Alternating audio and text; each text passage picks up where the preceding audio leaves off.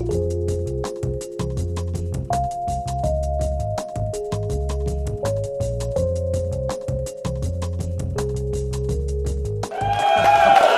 right. Wow. Nice. Nice. Super cool. Oh. What, for me? No, it's not for me. All of that applause is for the guy that you've come here to see. Welcome to Penguin Live, where we bring you the absolute best magic in the entire world directly to you, wherever you happen to be. I'm your host, Dan Harlan. Thank you so much for supporting Live Magic. And we have one of the top guys in the entire world who does sophisticated sorcery, creating magic with everyday objects, performing miracles with his bare hands. Now, you know that this guy has extraordinary sleight of hand skill. He is an artist. He uses a particular technique. Now, I don't imagine that there's anybody who doesn't know about him or hasn't seen him, but just in case you've never seen him perform, I'm not going to tip to you what's at work, because the first time I saw him perform, I had no idea how he was doing any of the things that he was doing. They just happen. Just miracles happen. Now, you might have seen him on TV, on Celebricadabra, or on the Masters of Illusion show, or you might have seen him on one of the international shows that he's been on. Now, as a matter of fact, he has won so many international awards, and I'm only going to mention a couple of them. For example, he won the Golden Mandrake Award from France. It's their most prestigious award of all. And he won the most original magic act at FISM, and he is the most original guy. Yeah, is it right? Yeah, I'm just making sure I got it right, because you don't want to get on his wrong side. No, he's the nicest guy in the world too. Now, just in case you haven't had a chance to see him, I figured we'd all take just a couple of minutes and watch a performance of his from the Cabaret du Monde. So let's take a look at that right now, shall we? C'est un amour. La classe. Vous allez voir la classe.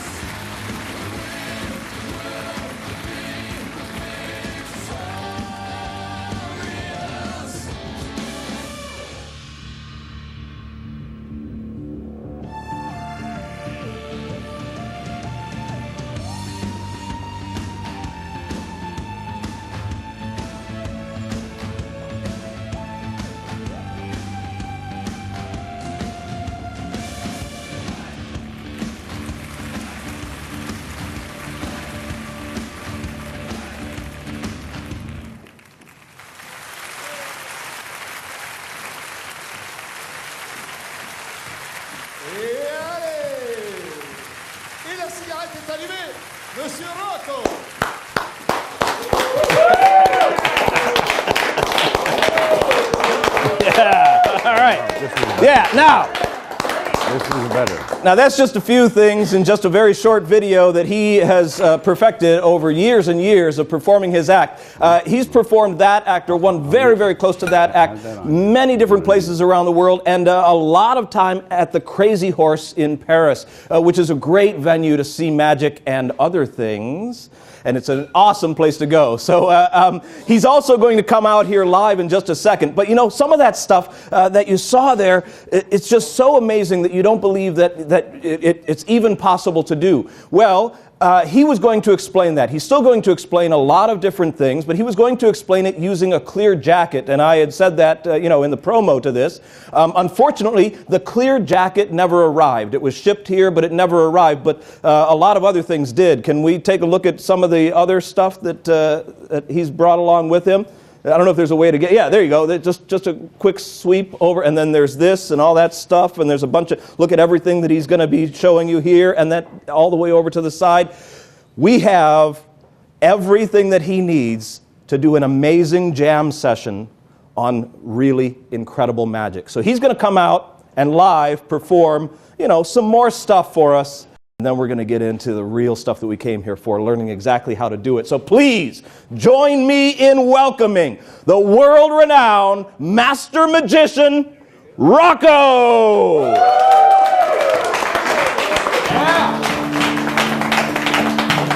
Thank you, Dan.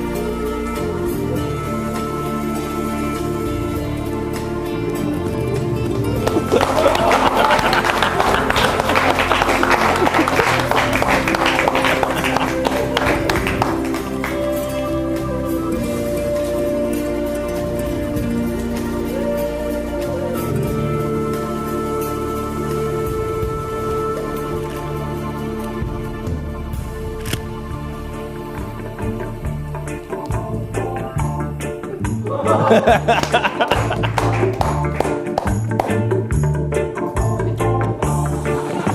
don't.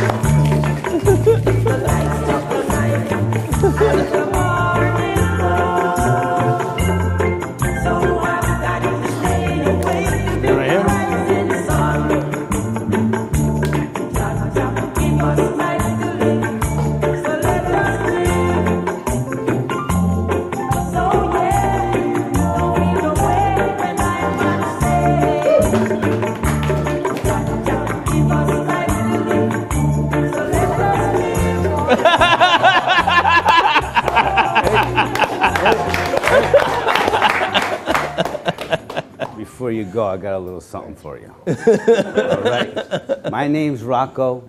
Any questions? I appreciate you helping me. This is a little something for you for helping me, all right?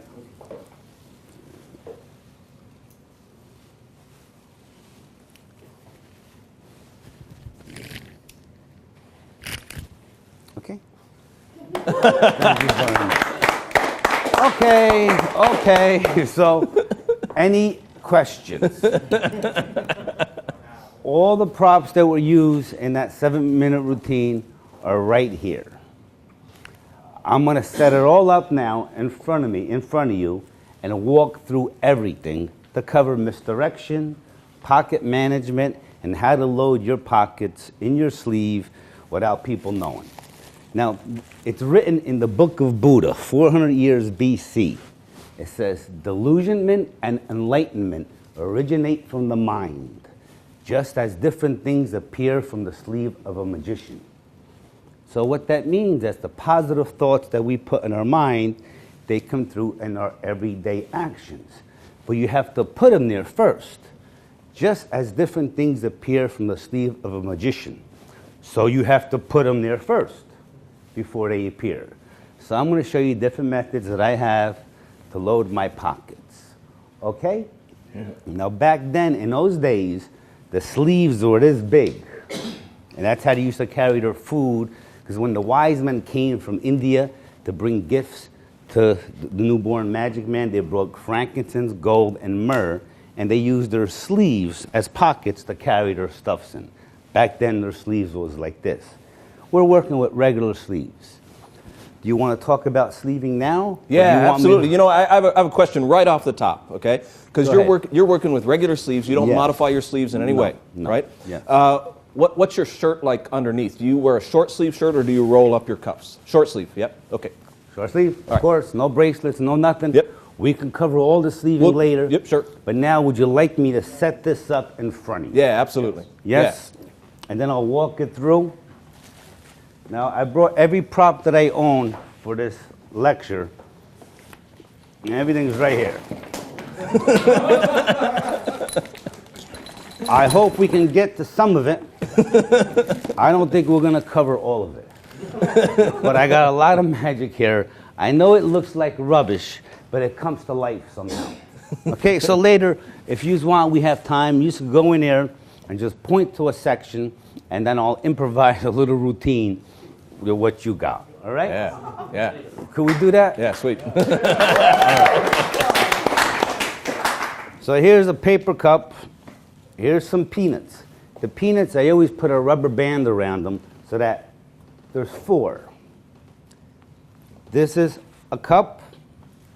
We're going to put some slush powder in the cup. You know what slush powder is? Slush powder in the cup. This is a little squeeze ball. You see it? It squeezes. Dan, can you fill that with water for me, please? Yeah, absolutely. I'm going to have to cross over here, but I can do it. This is a money mouth coil, right? Here's a bill. Here's a Snickers bar. Here's a pack of juicy fruit. And here's a pack of green gum. Now, the problem, what happens in America, they make the gum like this now. They no longer make them with the sleeve around them. Anybody notice that? I guess to save money, so I have to have my gum shipped to me from China. Because this is how they're doing it nowadays, I guess. Here's your sample, money. sir. Thank you. My sample. So how long are we going to do this for? A couple hours? As long as you want. Because Yeah, a couple I got hours. a lot of stuff here. You have any questions in mind? So there's people out there watching too? There are, and they've got questions already. Well, I'm I going to hope ask to you have some. a couple questions, because right now I want to follow my format so I don't get confused. No, So can I load up my pockets, all Yeah, right? let's just do it. I gave you a razor, right? It's, Because you had a beard. So we're going to put the razor right here in my pocket here with a piece of flash paper. All right? That's the razor. I gave you a lipstick, didn't I? Can I borrow it back? I'll give it to you later. This we're going to put in this pocket over here. Now, Rocco, Yes. that's obviously, it's like a plastic lipstick. It's not a real one. Where do you get obtain something like that? This Where did you get is it? a pen. It's a pen. There you go. Okay. Neat. Where else does everything come from? It's cool. China. All right. If it doesn't work, it's because it came from China. Here's a lollipop with a little string I attached to it. That's my little gift. That goes in the back pocket like this. The lipstick with a piece of paper we're going to put over here. The way I produced the glass out of my pocket, would you like to see that? Yeah. Okay, this is one of the items Penguin's going to be carrying. You fill this with liquid. You put this cover on top. And then you wrap a rubber band around it like this. And like this. You've never seen this before? All right, this is very cool because I like going in my pocket once in a while. Just as a little Zen says it's the space between the notes that makes the music. Because if you had one continual note, it would just be noise. So just doing trick, trick, trick, trick becomes a little monotonous. So this was my little break between the music that makes the notes, because when I was done doing a trick, this hangs in your pocket, filled with liquid. Just got to press the top button. That releases it, and you can come out with a full glass of wine. This is the apparatus I use. I keep that in my pocket here. Do I need to put that in now for you? No, I don't. Yeah. No. Makes sense. How about we do a different version of a glass production? Yeah. This is my system. These little covers here, you can't find them no more. I bought them from Tannins for 20 bucks a piece years ago. Do you know what they are? Do I need to explain it? It's the best. If anybody knows where you can find these, let me know, because it's a way to cover a glass with liquid. Here's what it looks like. And it goes on your cover. And I don't have many of these, so what I use instead now is a balloon and just put a rubber band around it. This is the clip. What is that called? A glass with a balloon on it. What do you mean? Those covers were specially produced, and I don't think they're making them anymore. Yeah, they're so, not making them yeah. anymore, no doubt. So I got just a few. This is a little kit that Penguin's going to be carrying. I use it all the time. This fits right over here. I guess we'll have this, see, here, and your glass right here. Okay? That's in the back, like this, so that if you want to produce a glass of wine, you can take your tie off, make your steel, come over, take off the cover, and you can produce a glass of wine. This is my way of producing a glass of wine with this little cover. The Penguin's going to cap. Can anybody want a glass of water? No. Okay. We barely even got started here. We got so much to do, I'm getting overwhelmed. Should we take a break? How many hours do we have? I'm serious. No, No? we just keep going. All right. We work you to death here. All right, here you go. Here's a pack of peanuts. Here's a pack of peanuts. Here's a roll of bills. We're going to roll them up. I love these little rubber bands. The rubber bands you use to put on your hair. I tie everything together if I have to produce multiple things that don't, like this, for example. Okay? That's my roll of bills. We'll put them in this pocket. I have a lighter right here. These are the load of gum. Put that in the left pocket. This is the little squeeze ball. And this is a little slush powder. Here's a little bit of water. Okay, and this is the money coil. This goes in the back here. I gave you a dog bone. I didn't give you nothing? I feel bad about that. You want something? Well, stick around. We'll get something for you. What's your name? Anthony. Anthony, thanks for coming. Thanks for all of you coming here. And thanks for everybody who's watching.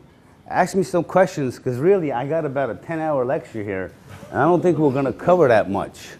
But hopefully we can cover some of the items that you want to see.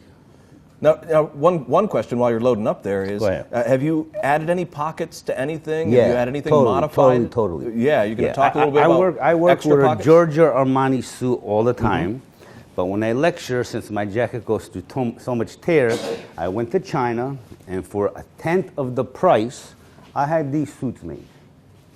These suits here, I have a pocket here, a pocket here, a pocket here, a pocket here. There's a pocket here, I have a pocket here, here, here, here. You got two here. I got two in the back, one here and one here. I got two pockets here. Inside the two pockets here, there's two more little pockets in here. Wow. So count them up. There's a lot of pockets. Well, that's Pocket that's a lot, because you got 4 on each side inside. Four on each you side. got 4 on the outside, just on the jacket, plus the one up there. That's 13 pockets in a jacket. Yeah. That's crazy. And that's good for 20 minutes. That's good for 20 minutes. So right now I'm not using all my pockets because I'm only doing 7 minutes. This starts off in the sleeve. Okay, load it up. These 2 packs of gum. They're probably U.S. gum, so you're not going to see the pretty wrapping on it. Okay, in your pocket. And where's that line? Give me that line. Okay, just throw it. And the line will keep in the right pocket. So now with the clear jacket, what I was going to be able to show you, how I was able to steal them out of my pockets and load them in my sleeves, and you can see them in my sleeves, and you can see the timing when they come down. So now I'm just going to walk through this. Then I think I'm going to show you some of the items that we're going to be carrying that you like to buy. I'd like to give them all to you for free, but I'm not allowed to. Okay? I'd give it all for free, but obviously I'm not allowed to. So what do we do in the beginning? Here you go, here you go, here you go. These are loaded in the right sleeve, 4 peanuts together. So now the music starts, and I take the peanuts, and I'm going to share with everyone. I want to share peanuts. I want people tasting them. And normally when I do this in China, the parents have to hold the kids back because you got 50 people coming after me wanting a magic peanut. Because this apparently is a magic peanut. It's coming from my hands, right? Okay. So you can have a peanut. Take a peanut. Take one. All peanuts, okay? You had one before, you can take one, okay? Throw them like this. Get rid of this. Show them in the right hand just to show that my hand's empty. As soon as they go into the left hand, that's my modus operandi now. I'm doing this because I want you to see them. But now I'm not looking at them over there. All my feet and my shoulders facing you to get their attention. As soon as you drop it here, the arm drops to the side and you've stolen your peanuts. Put the peanuts in the hand like this. And I don't know about you, but to me it's pretty magical to put the peanuts back into a shell. Mm-hmm. Right? So we toss them up. We do it 4 times. Throw them up, catch it, throw it up, and catch it. 4 peanuts. Okay, now we give one away. Give one away. Now we're going to crack a couple. Right? Why not? Why not? It makes like a little bit of confetti. As you put them in the right hand, same thing you repeat. Left hand drops to the side, steals the Snickers. Put the hands together, and out of the peanuts comes the Snickers. For some reason, whenever this happens, it always gets some type of laughter. Why does it get a laughter? Because of the mind associating the peanuts with the Snickers, it gets a snicker. It does get a snicker, yes. Okay? You guys understand that everywhere we're doing? Do you have any questions? Okay? So I usually give it away. Now I think I took a break, reached in my pocket, took out a glass of water, right? Okay. Now if I see somebody with a beard, or if I see someone who's bald, I'm prepared to produce a comb or a razor. So I saw you with a beard. I reached in my pocket, took out the razor. Like this, take out the razor, put the paper in the hand. As they're watching the paper, just sleeve the razor as you pass the paper from hand to hand. The big motion covers the little motion. The little motion is this, putting it here. Now the big motion is this. Both hands crossing together, that's when the object gets sleeved. This is the little motion. This is the big motion. This is a theory I learned from Slidini. You'll see when he does his lapping, he uses it all the time. Paper goes here, right hand goes down to the side, show the paper. Here, have some guy touch his beard, drop the hand down to the side, light the paper, and you've produced a razor. Okay? Because the guy needed a razor. Boom.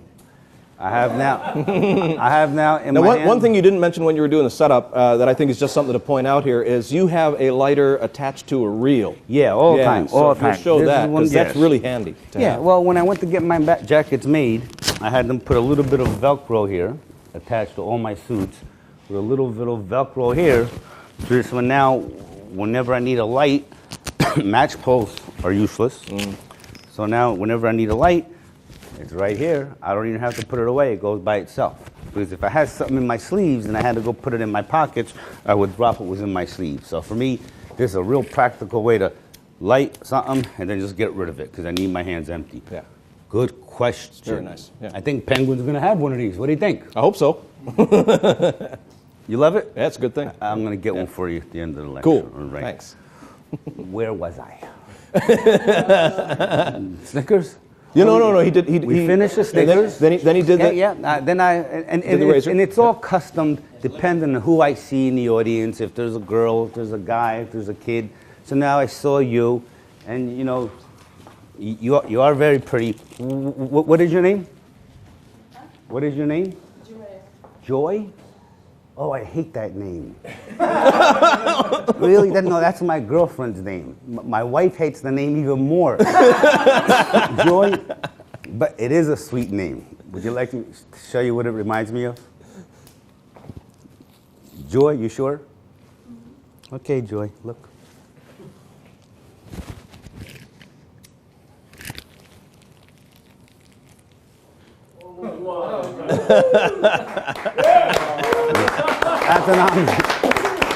That's an almond joy bar for you. So now I reached in my pocket, I palmed out the lipstick, came out the piece of flash paper. As you're watching a piece of flash paper, the lipstick's right here, ready to get pushed in my sleeve.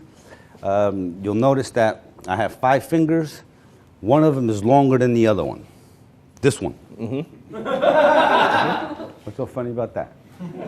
This is the longest sleeve finger I have.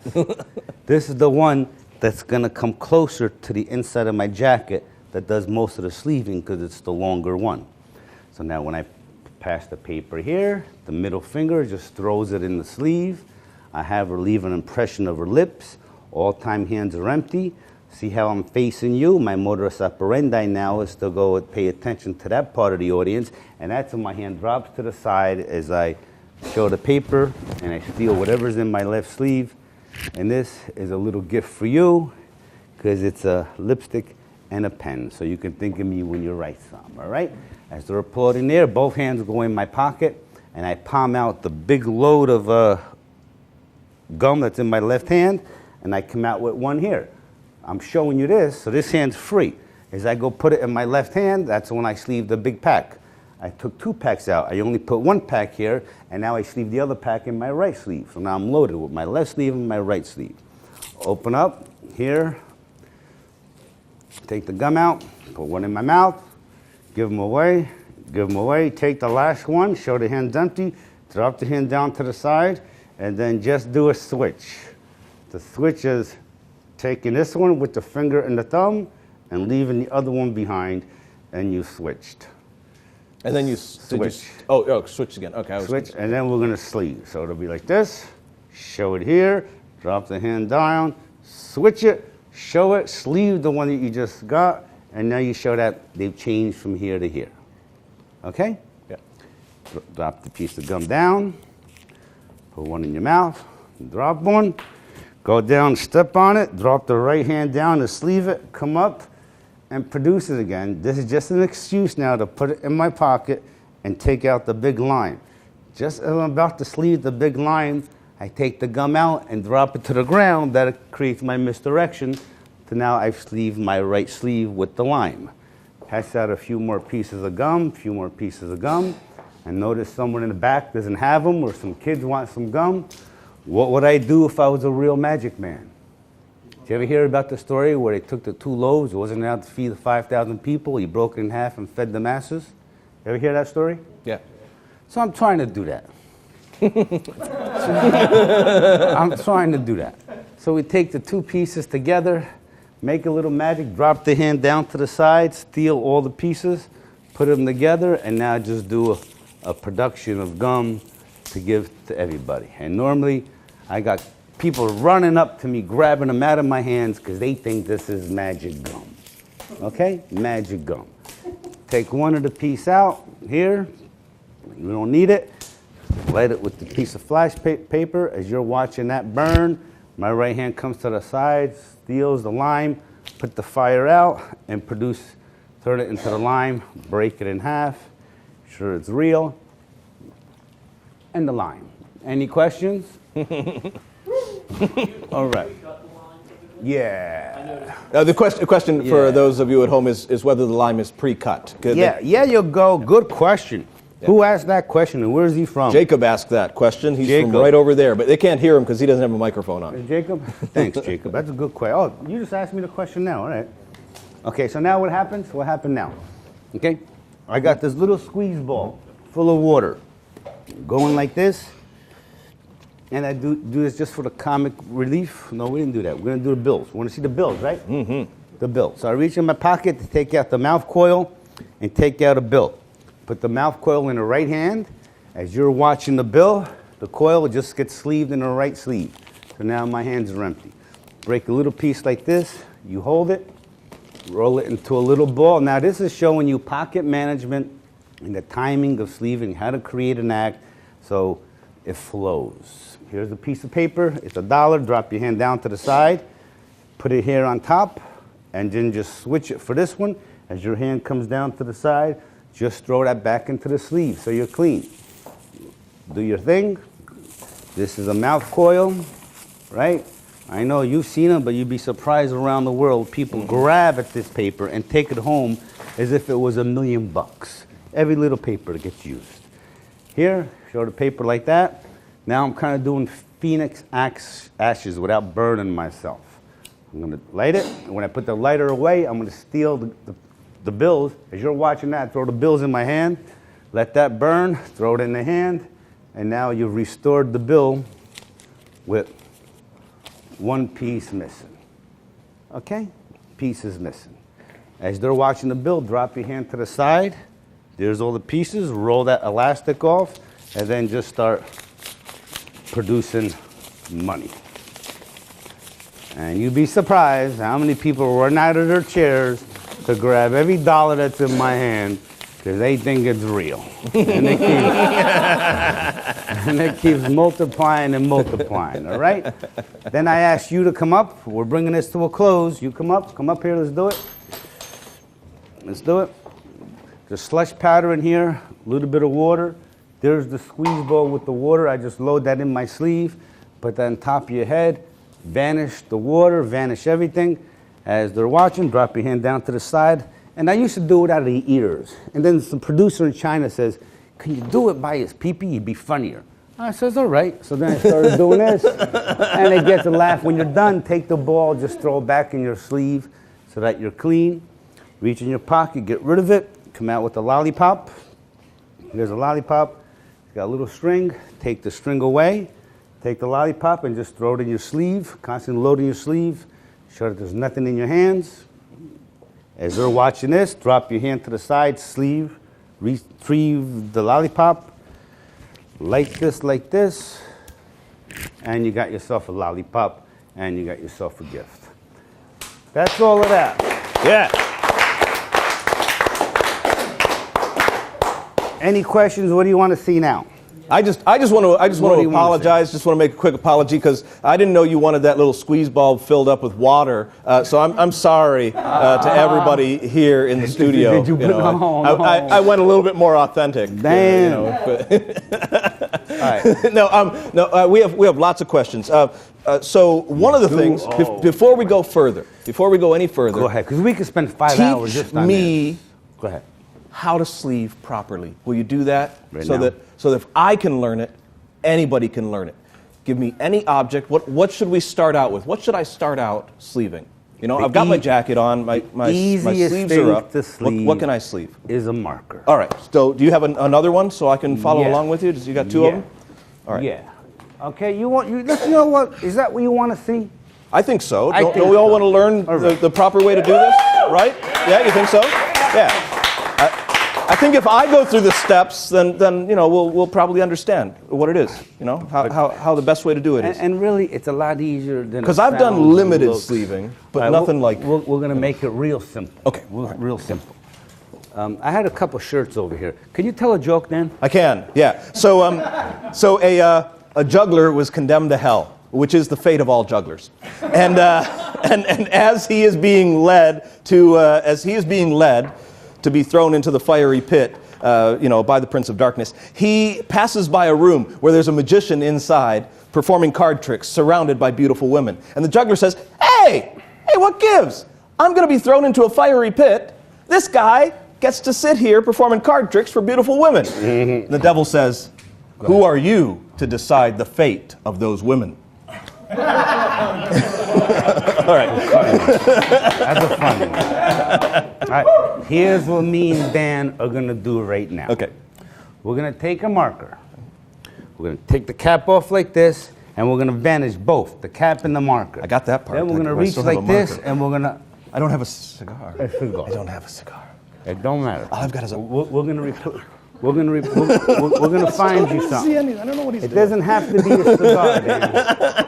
But here, let's put the cigar in there. Yeah, all right. Okay. Okay. So my cigar is going to start where? Here, in the sleeve. It's going to start in the left sleeve. Now, see, if you, That's actually, that's all right. That's actually. let me show you something. Pretty. Let me show you something. If you raise your arm up like this, Yeah.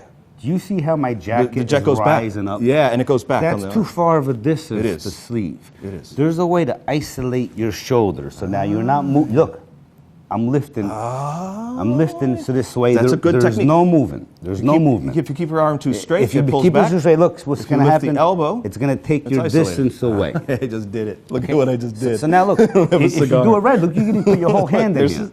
That's Your right. whole hand will fit. That's right. Yeah. Yeah. Okay, So when, it's when you're moving up, make sure. See how you're keep coming it at up? the elbow, and it's yeah, that was sweet. I'm watching myself in the monitor in case people think that Now I'm. you see over here that's how neat. it's skinny over here. Yeah. If I come up on Right. my jacket like this, you see how it drapes over the skinny part of the jacket? Yes. It's going to create a small opening. Yes. But because you're thicker and wider this over way. here, if you come up with the arm That's a this good way, touch, too. you're giving yourself a bigger, Yeah. bigger This way opening. the opening's small. That way the Opening. opening's large. Yeah. All right, so now let's put Sure. the pipe and cigar in Okay. your left sleeve. I got it there. It could be any object you want. Right. Okay, so Yep. now when we take the cap off, Yeah. that's going to be our misdirection. We never take the You don't cap really off. take the cap off. I got that. But now when you That take part I when got. you take the cap off, drop your hand down to the side to rest. Right. Watch what happens. See the cigar? See the lighter? yep, It's going to be hard to get in there. But Yep. once you drop your arm to the side, look, it already goes in there 3/4 of the Yes. way. It's in Yeah, there. it's in there already. Sleeved itself. And then you're putting your middle finger on the tip of it, right? Middle finger. Yeah. And then just Just about put at it the in. elbow and done. Right. Oh, that's great. Okay. So now let's do it from the beginning. Here's Yeah, the lighter. sure. Okay. Yeah. Yep. Pretend to take the cap off. Watch it. Drop Yep. your hand to the side. Right. Come over, and now you're sleeving both objects. Gone. Gone. Reach over here and come out, and now produce. And you're reaching over there without dropping your hand. This Right. one gets it, and then boom, there it is. But you notice, if you drop your arm down, what's going to happen? It's going to fall, but I can catch it. I caught it. But mine didn't fall. What? You see? What's going on? Because I invented this thing called the magnet. I don't have a magnet. Well, I got one here. See? It's underneath my arm. That's cool. And I put a little magnet over here. So now, when you want to sleeve a pen, it's gone. It's gone. Gone. It ain't gonna fall Yeah, out. yeah. And I can sleeve a lot of different objects. Yeah. That I can borrow from That are people now. that are ferrous, attracted to a magnet, and they will, a ferrous metal. ferret. I got a That's- bunch of that's what ferrets. it is. Not a ferret. Ferret. Ferrous. I know what you're saying. Okay. So you're using the fact that you're taking off the cap Yeah. as your misdirection. See? Everybody's watching there. The arm comes to the side. Throw it in the sleeve, and now you've it's already actually halfway vanished. there. Halfway there. That's great. This is the easiest thing to vanish. It is cool. It's very you cool. want to tell another joke? I don't have another joke. That's the only joke I know. the other ones I can't. Yeah. So what you got to? No, the pen. Okay. So the pen's never uncapped. So let me see if I can go over it. So I've got the cigar here. So you act like you're uncapping the pen, but you don't want to do it that obviously. You just kind of turn it back.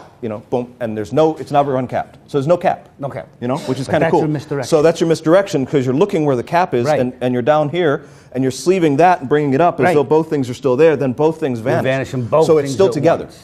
Still together. Then when you reach over here, then you're retrieving the cigar, and then when you bring your hands up, then you make the cigar appear. Exactly. Or And if you whatever have a else. magnet, then you can drop your hands. But I don't have a magnet, so you keep your hands up. Whatever else you want to know? make up here. Yeah.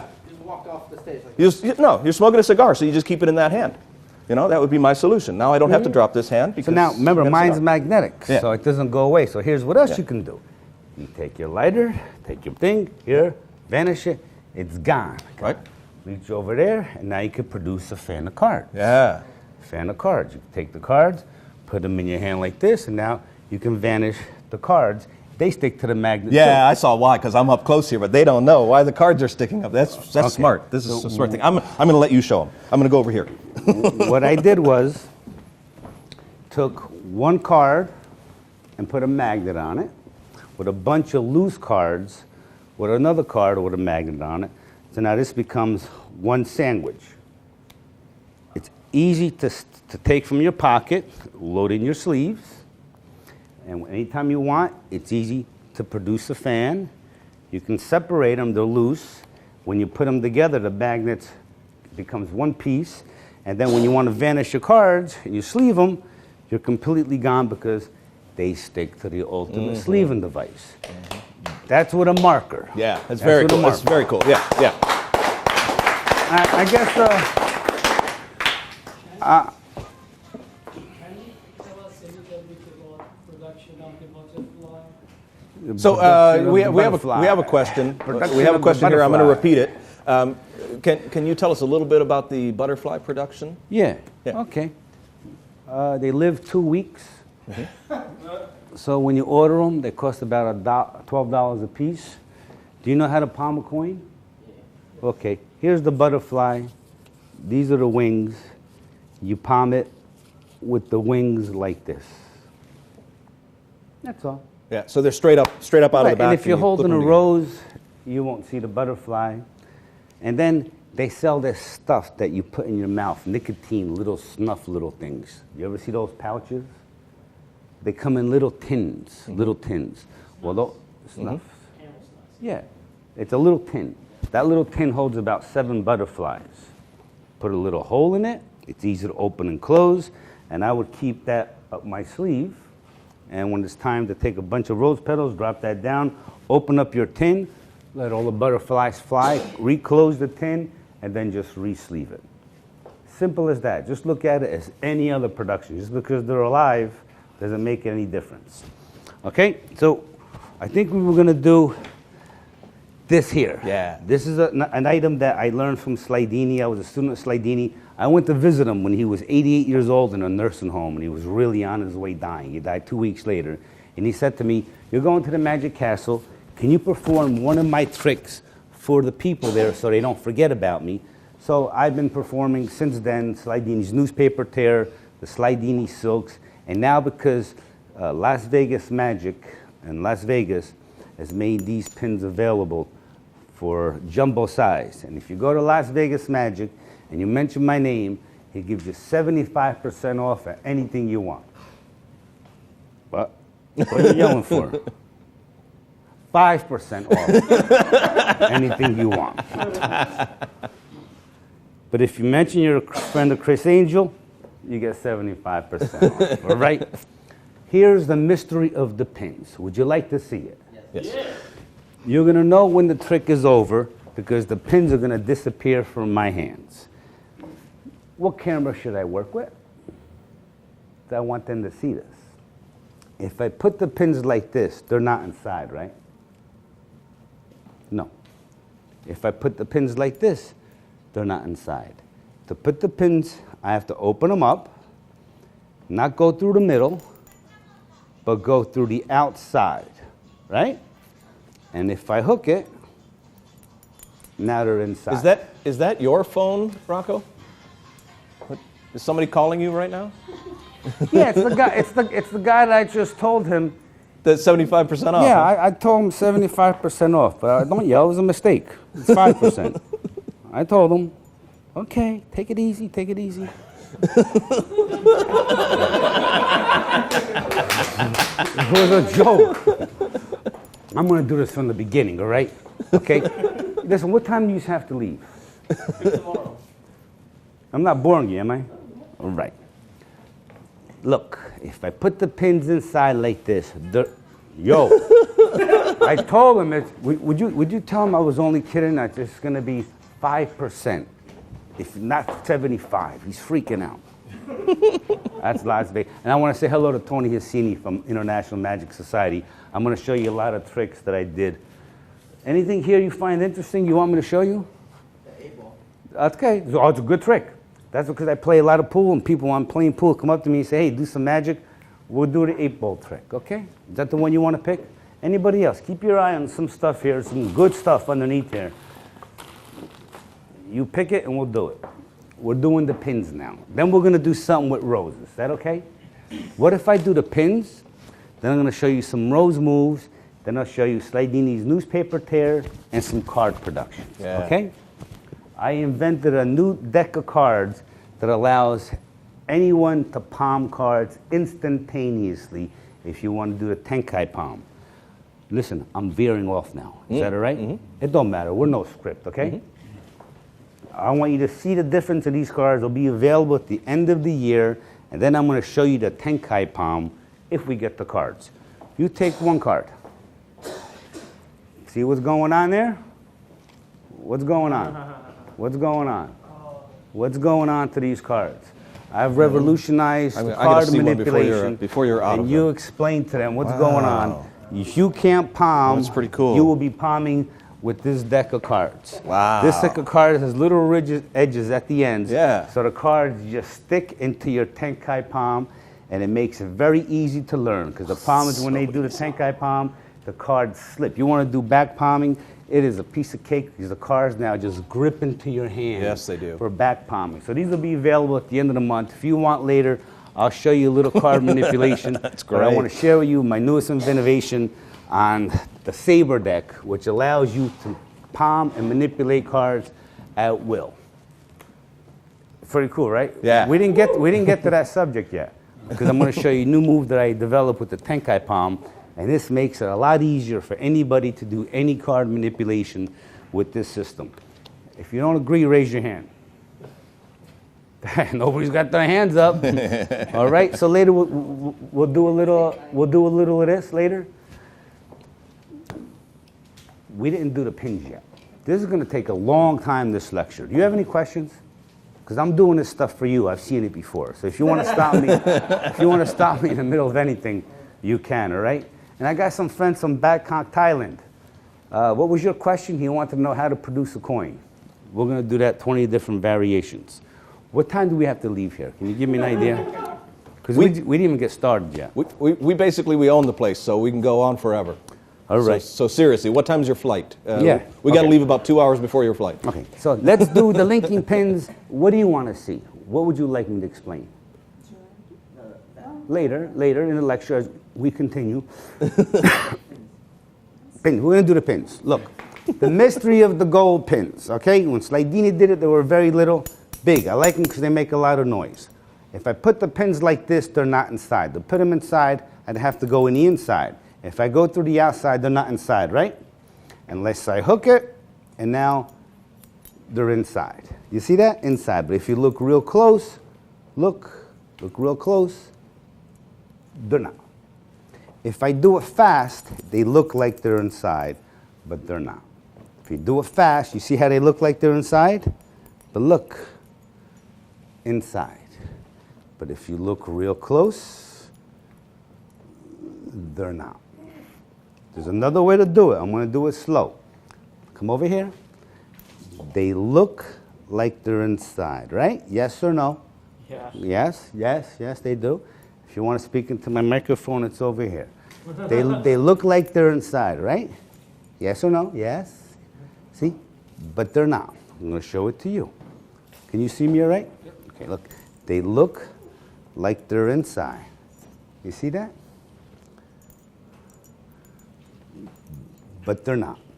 Now, there's another way to do it. If you put them like this, you know they're not inside. To put them inside, I'd have to open them up and go through the center.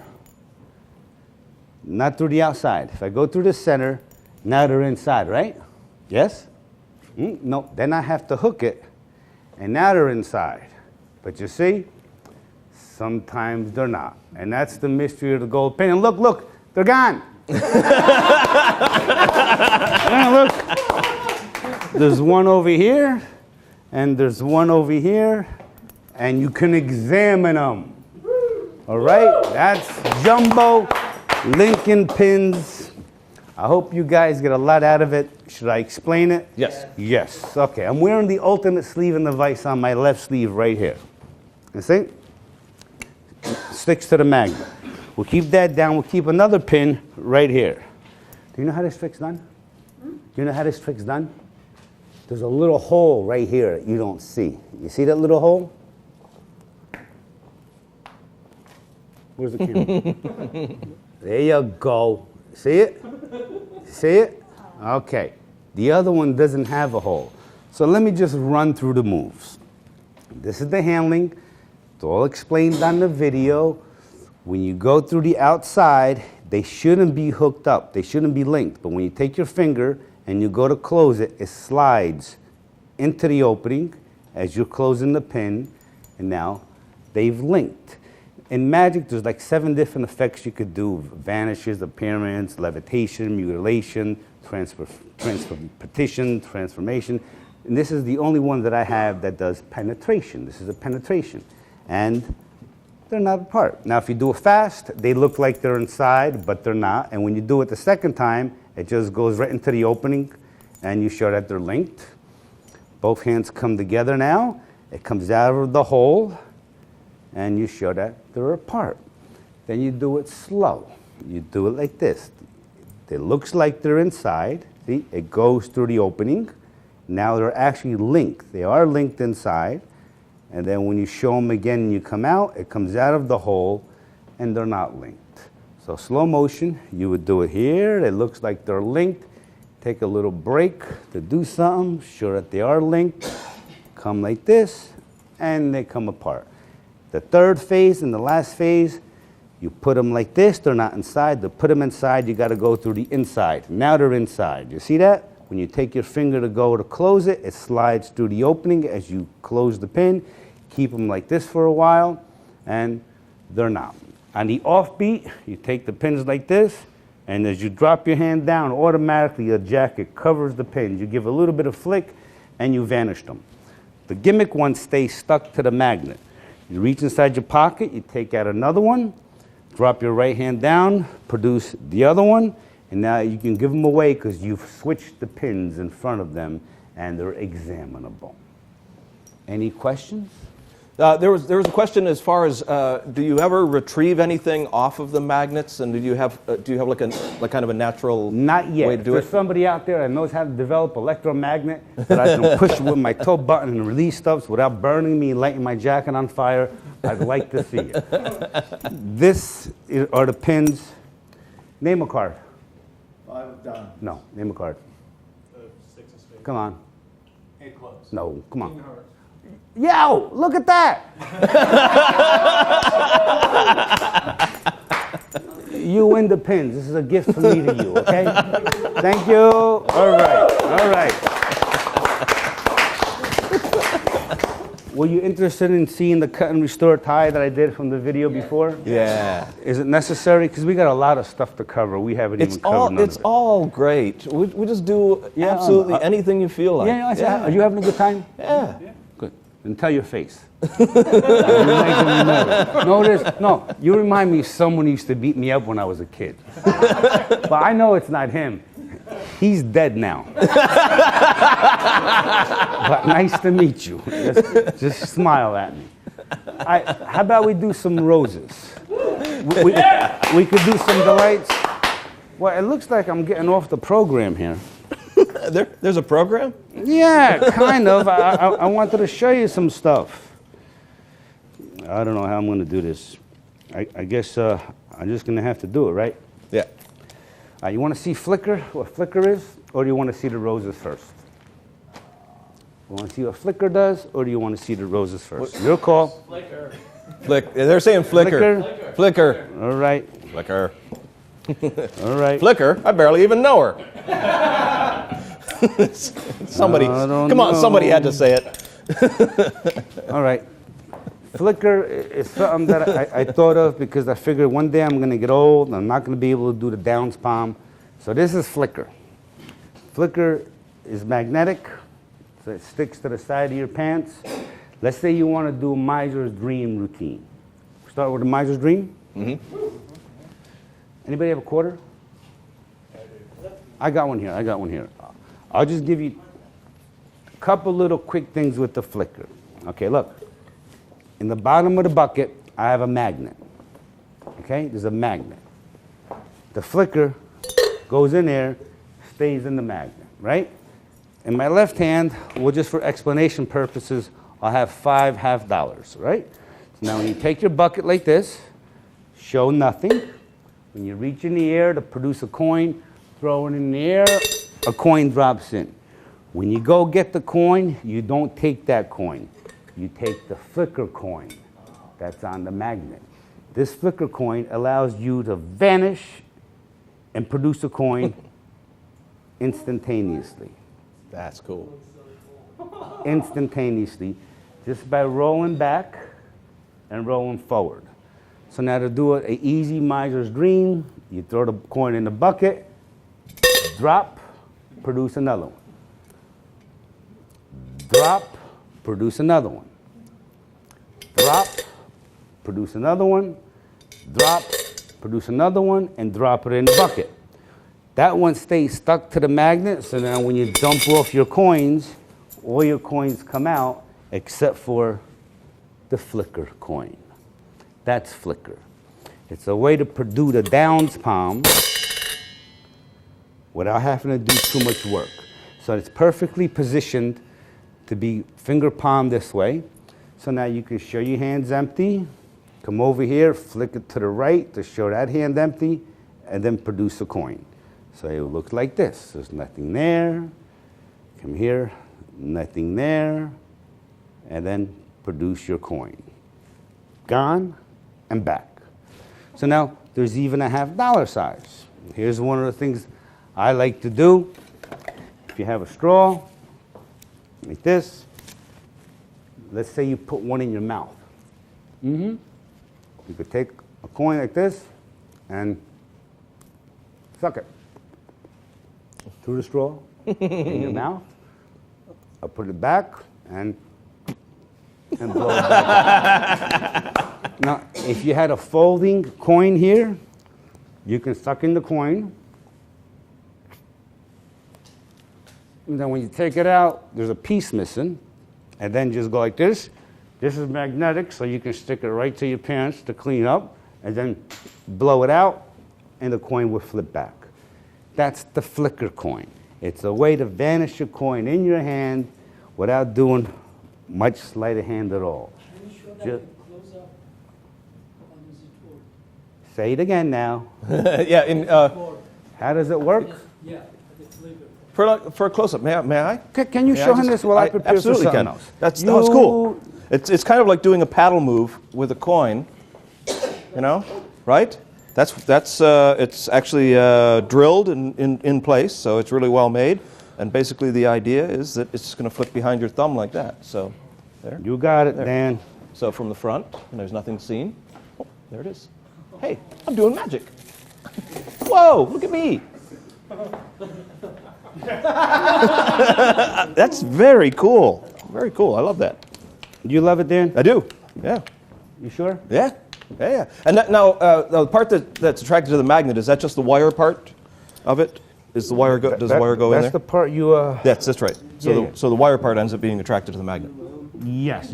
No, there's a magnet inside the coin. There is a man. magnet in the coin. Magnet Oh, so it's a inside the magnetic coin as well. And it's just a way, because I remember seeing an old friend of mine, 80 years old, and he couldn't do magic anymore. Yeah. I figured that's going to happen to me one day. So how am I going to be able to produce a coin and vanish a coin when my... Hey, Yeah, this is a gift. Wait, yeah, really? Oh, I want it. It's a gift for you. Well, why not? And I have a quarter one. When too. I started out, because one of the first acts that I did when I was like in the fourth grade, whatever, however old you are, 10, I think I was 10 years old. My dad made coins for me that had tape on them, so that I could, just have it taped to my hand. So this is There even you go. cooler, because right? Thanks, Yeah, Dan. it's And I had one with a quarter too. Do you know where that went? Because I want to give that to somebody. It's right there. It's right there, Rocco. Okay. All right. Okay, let's do it. Let's do it. Here's, I got a card in my hand. Come on. No. That's close enough, man. That's close enough. 4 diamond. Now, I don't want to take all this stuff home. Would you like to see the rose now, or would you like to see roses. a coin routine? Roses, please. You sure? Yeah. All right, so but I'm going to have to... Man, I got too much stuff here. All right, you want to see the rose? Look. A lot of people have been asking me all the time, can you teach roses? Because at the beginning I did an act with roses. So now I'm going to do it. Can you guys pay attention? I don't know.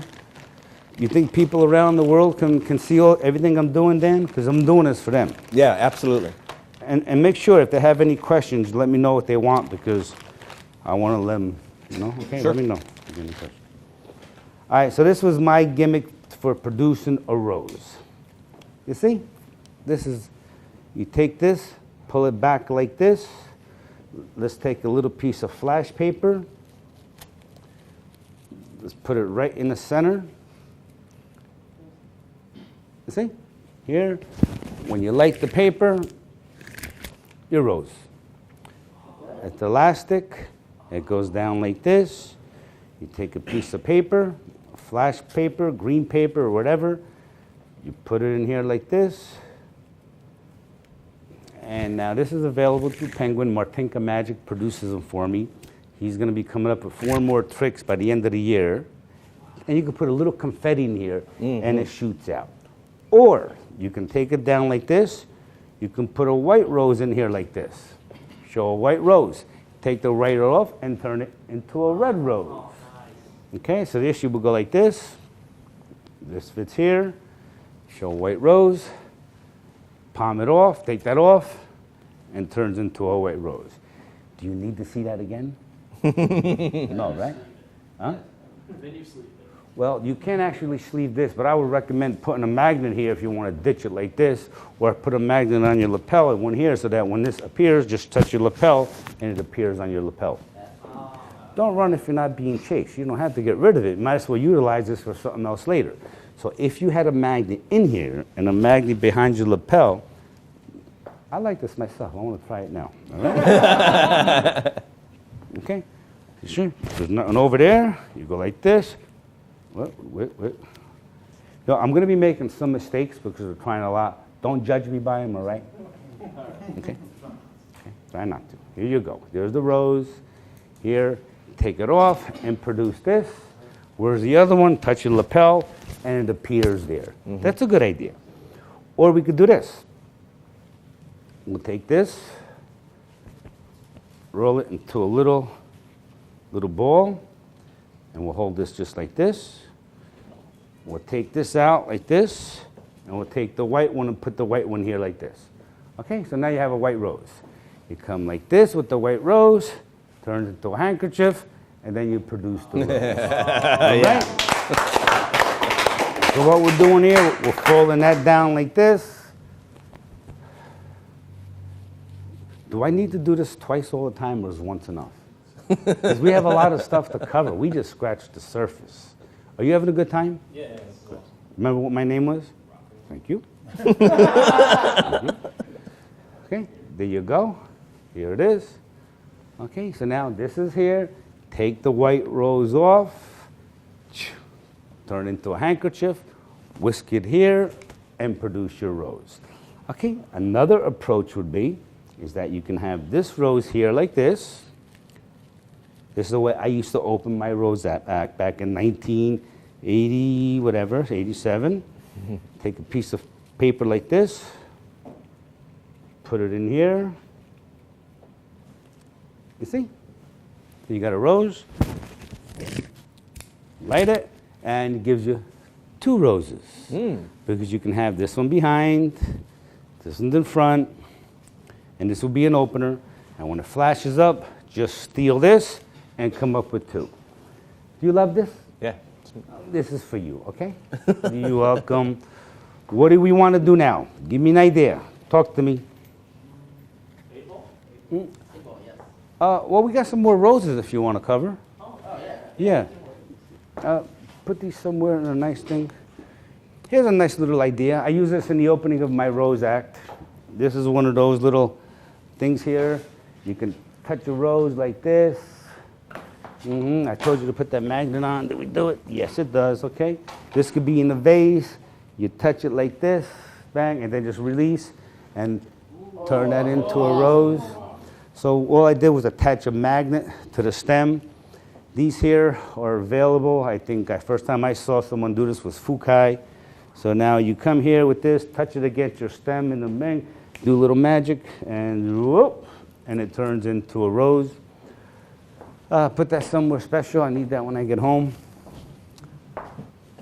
And another rose idea was this. These are 2 roses that I started with in the beginning. This is the first props I ever made. There's a magnet here and a magnet here, and they stick together and a magnet on top, so it becomes one solid piece.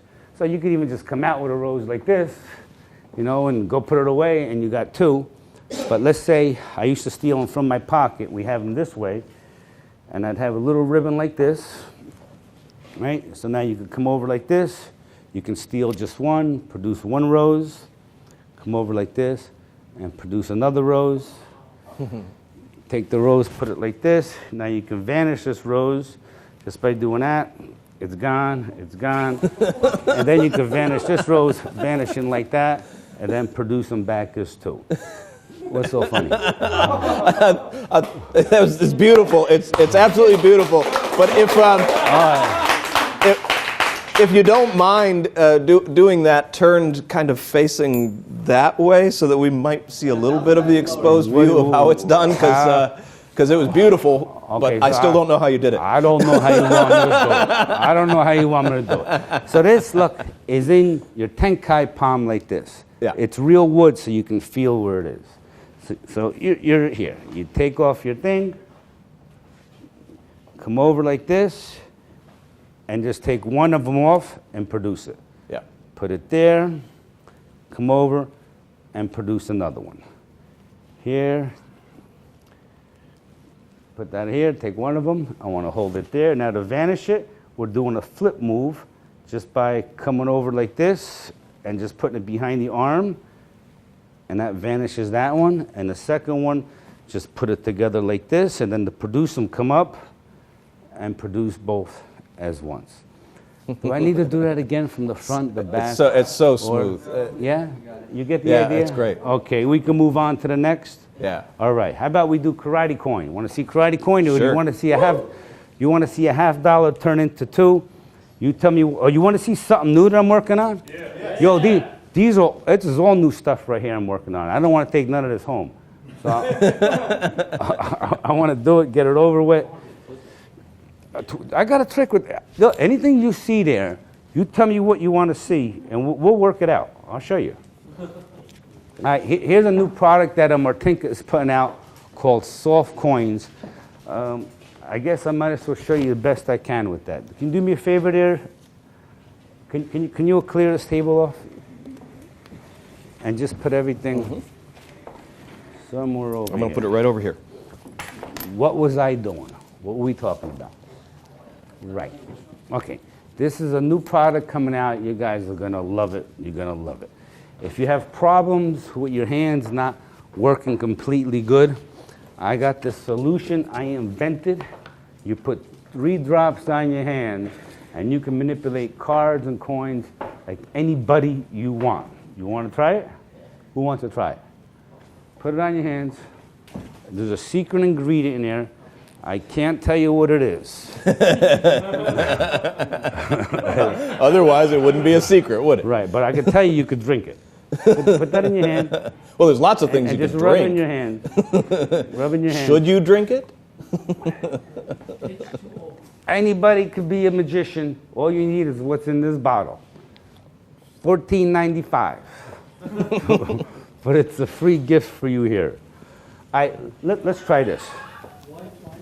It's going to take a while to activate. Okay? I can't tell you I can tell you 3 of the ingredients that are in there. Would you like to know 3 of the ingredients?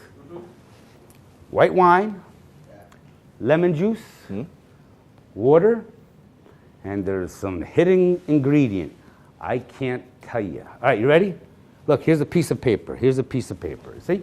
I'm going to light the piece of paper up. And look. 4 coins. 4 coins. See? Look. 4 coins. I'm going to put them right here like this. See? 4 coins. Shoot a magic wand. And look, the coins disappear. But I got myself. Would anybody like any?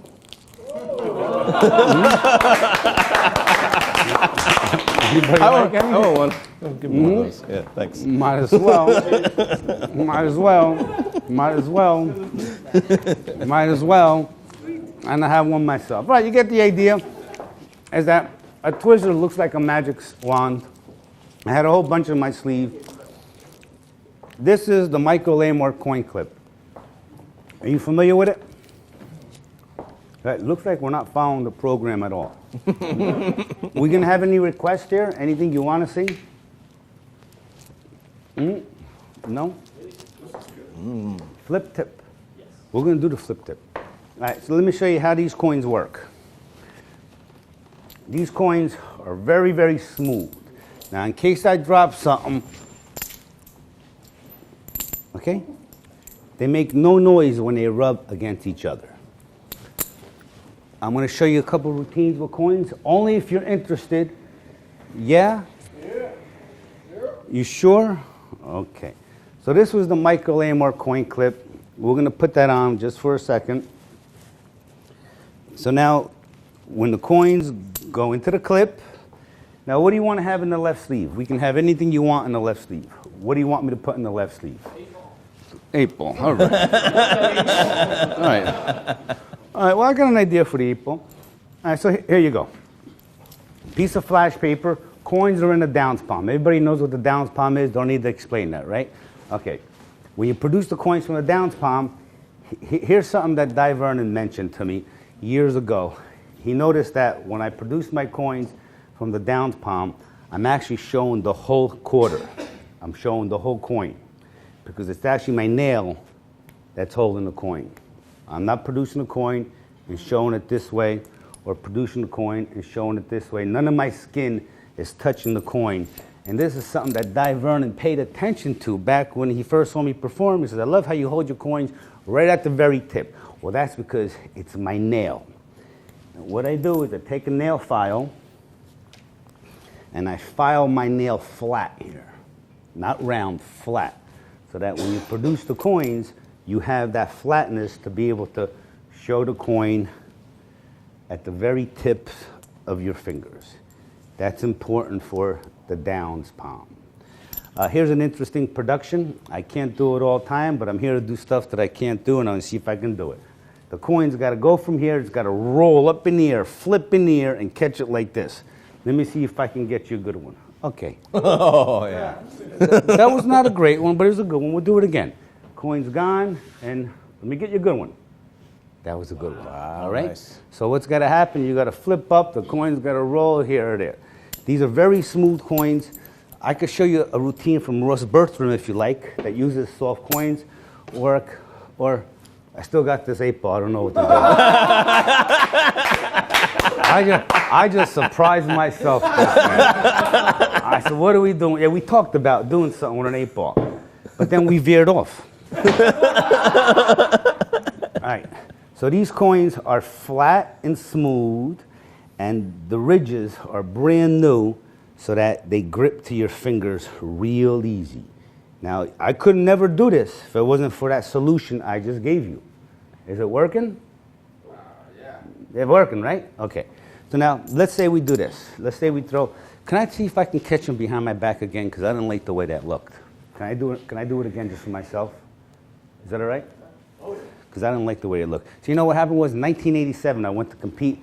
Am I going too fast? No. Then? Am I going too fast? Good. 1977, I went to compete at the Las Vegas Desert Seminar, and I had this great routine together. But the night before, I realized if I produce the coins, and if I can throw them behind my back and catch them, I would be great. I practiced it the night before. I had it down. They called me at 8 o'clock in the morning to go rehearse, to go audition. When I threw the coins behind my back, because I was tight, they all hit my shoulder, and they were all on the ground. It was over. But then I went back and I practiced for 4 years, and I caught him in one shot. Let me see if I could do it in one shot. Oh. Hey, could we cut this or just live? Could we cut this or is this live? Yeah, well, no, we haven't started yet. I'm going to keep doing it until I get it. Until you get it? Okay. All This right. is something I do just for myself, okay? I do it over a bed when I do it, so. Oh, we filming this? Yo, I'm going to do this, and I don't care how long it takes, because I want to do it for myself. Okay? Yeah. Okay, let's try these coins. Woo! Okay, well, yo, Even Michael Jordan didn't get his shots every time 100%. And if you want to take a risk, you cross the line, this is what happens. But that's what it looks like. All right, now, where's those soft coins? One's back there somewhere, but I'm Where? not sure there. Maybe those guys can see it. Okay, can we have my assistant try to find that for me? This is Greg. In a little while, Greg's going to show you how to do. Should we cover a little bit more sleeving? We got a lot of stuff to do, man. Well, yeah, there's a lot of stuff to do. I'll tell you what. We had a couple of requests Go ahead, that man. have come in, and I've been holding off on them All right, go ahead. because I want to drive these people crazy. Are you able to do the Slidini silks? Did Yes. you bring silks with you Yes, to do it? yes. Would you mind? No. Because that's the one we've had requested most. Okay, we can do that. Yeah. We can do that. But let me cover a little bit of the coins first. Okay. I want to show All you a right, we'll nice come back move to that. here. Yep. Throw them in the air, you catch 2 and 2. 2 and 2. Put them in your hand, 2 and 2. You show nothing here, and the coins jump over. Okay? 4 coins jump over. The idea is when you throw them in the air, you got to put your hand on the bottom and try to catch them just before they fall down. It took a long time. See? Takes a long time. Okay? 2 and 2. These go into the downs palm, and when you cross your hands from hand to hand, you open up, and because they're silent, you don't hear any noise, and the coins jump across. What these perfect coins are for, they're perfect for showing your hands back and forth because they make no noise when you switch hands. Very easy to get into this position and take them out. So let me show you a Ross Burton routine using the soft coins. Long time ago. You want to see it? Yeah. I don't do many coins, but, and then I'm going to show, and then we remember what we're talking about, all right? All right, ready? Look, 1, 2, 3, and 4 coins. Look. Do that one again. Cut.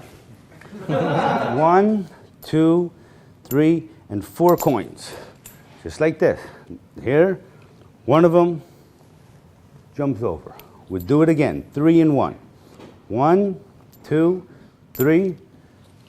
1 here, 2 here. Again, jumped over. 1, 2, over here, 2 here, 2 here. Coins jumped over. The last one, I'm going to put the coin in the left hand like this, and I got 3 coins in the right hand. Now you know what's going to happen. The coin from over here is going to jump all the way over here. No? Okay, better yet, we'll make them all jump over here. Okay? Explain it real quick, real fast. Yep. Okay, look. Hands are like this. When you put the coin down, the middle finger goes down. So you put 1 coin, 2 coin, 3 coin. On the 4th one, the finger goes down. The middle pinky grabs it. Middle pinky grabs it and puts it into the back palm so you can show your hands empty for a second. And then the coin jumps over. You got 3 coins here. Repeat the same thing. 1, 2. The pinky, as the finger lifts up, steals the coin.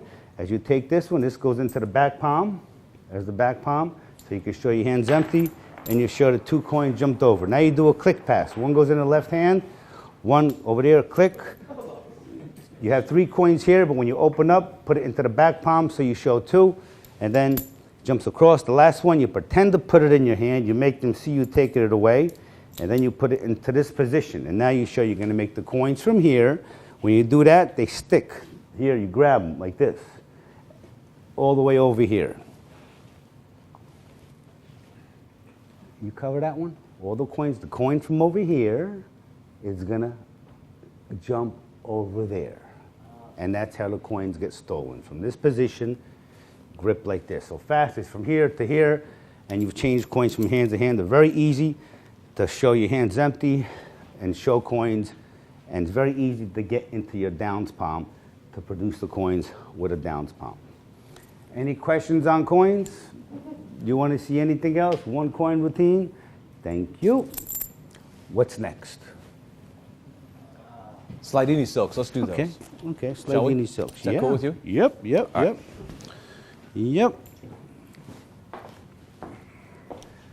When I was 19 years old, I went into a restaurant to have dinner, and a magician came up. Can I get a napkin to dry my face here because these lights are bright? A magician came up to the table, and he says, "Would you like to see some magic?" I have never seen magic before. I was 19 years old. I was with my girlfriend. I said, "Sure." He sat us down at the table, and he did a bunch of tricks. And he ended with this trick. When he was done doing this trick, I said to him, can you come outside because my car is broken. The muffler was broken. Can you wave your magic wand over it and fix my car for me? I really believe that 19 years old, that he had the powers to fix my car through magic when I saw him do this trick. I do my own version of it. I always do it in a show. I'll show you what my version of it is. Okay? He would never appreciate me pulling out these handkerchiefs so wrinkly. He would have them ironed up, looking like pristine. But as you can see, this is a workshop mode right here, right? So I'm going to take these handkerchiefs and tie them in a knot. This is as pure magic as we're going to get. I'm going to tie them in a knot. You see? A real strong knot. Tie them in a knot, nice and slow. Real strong knot. Now using my fingers, okay? Using my fingers, how long would it take for this knot to come out if you had to take a guess? Go ahead. You tell me, how much? Now you know what's going to happen. We're going to do it again. We're going to tie a knot in a real tight knot. Okay, now who asked for this?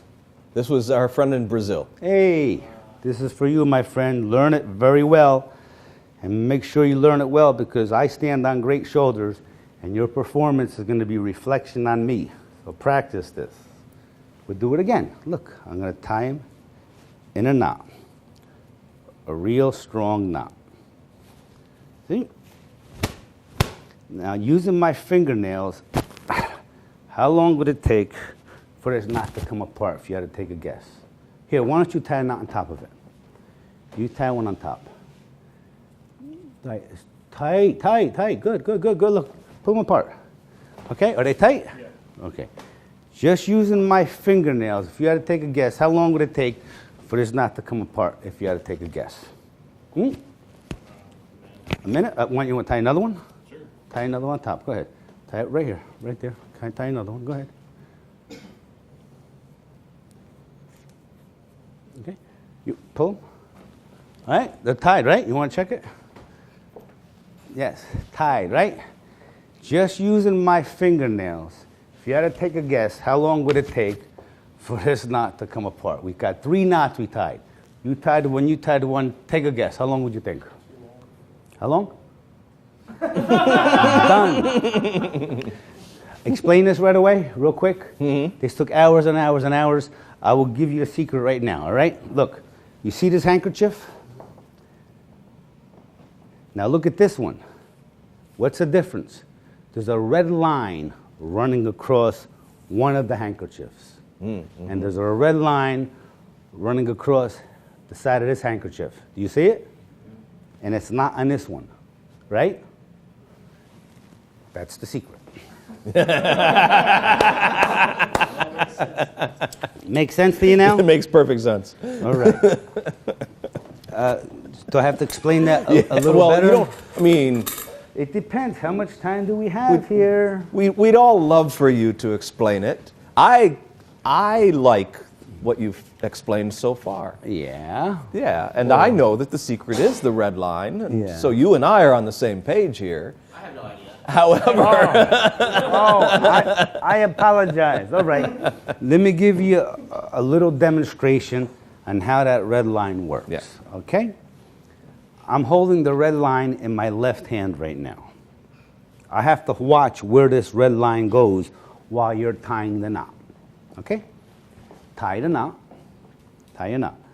There's only 2 knots you can tie, a granny knot or a square knot, right? So you're tying a knot. Tie it. Go ahead. Tie it. Pull it as tight as you could. Tight as you could. Tight, tight. It really doesn't matter.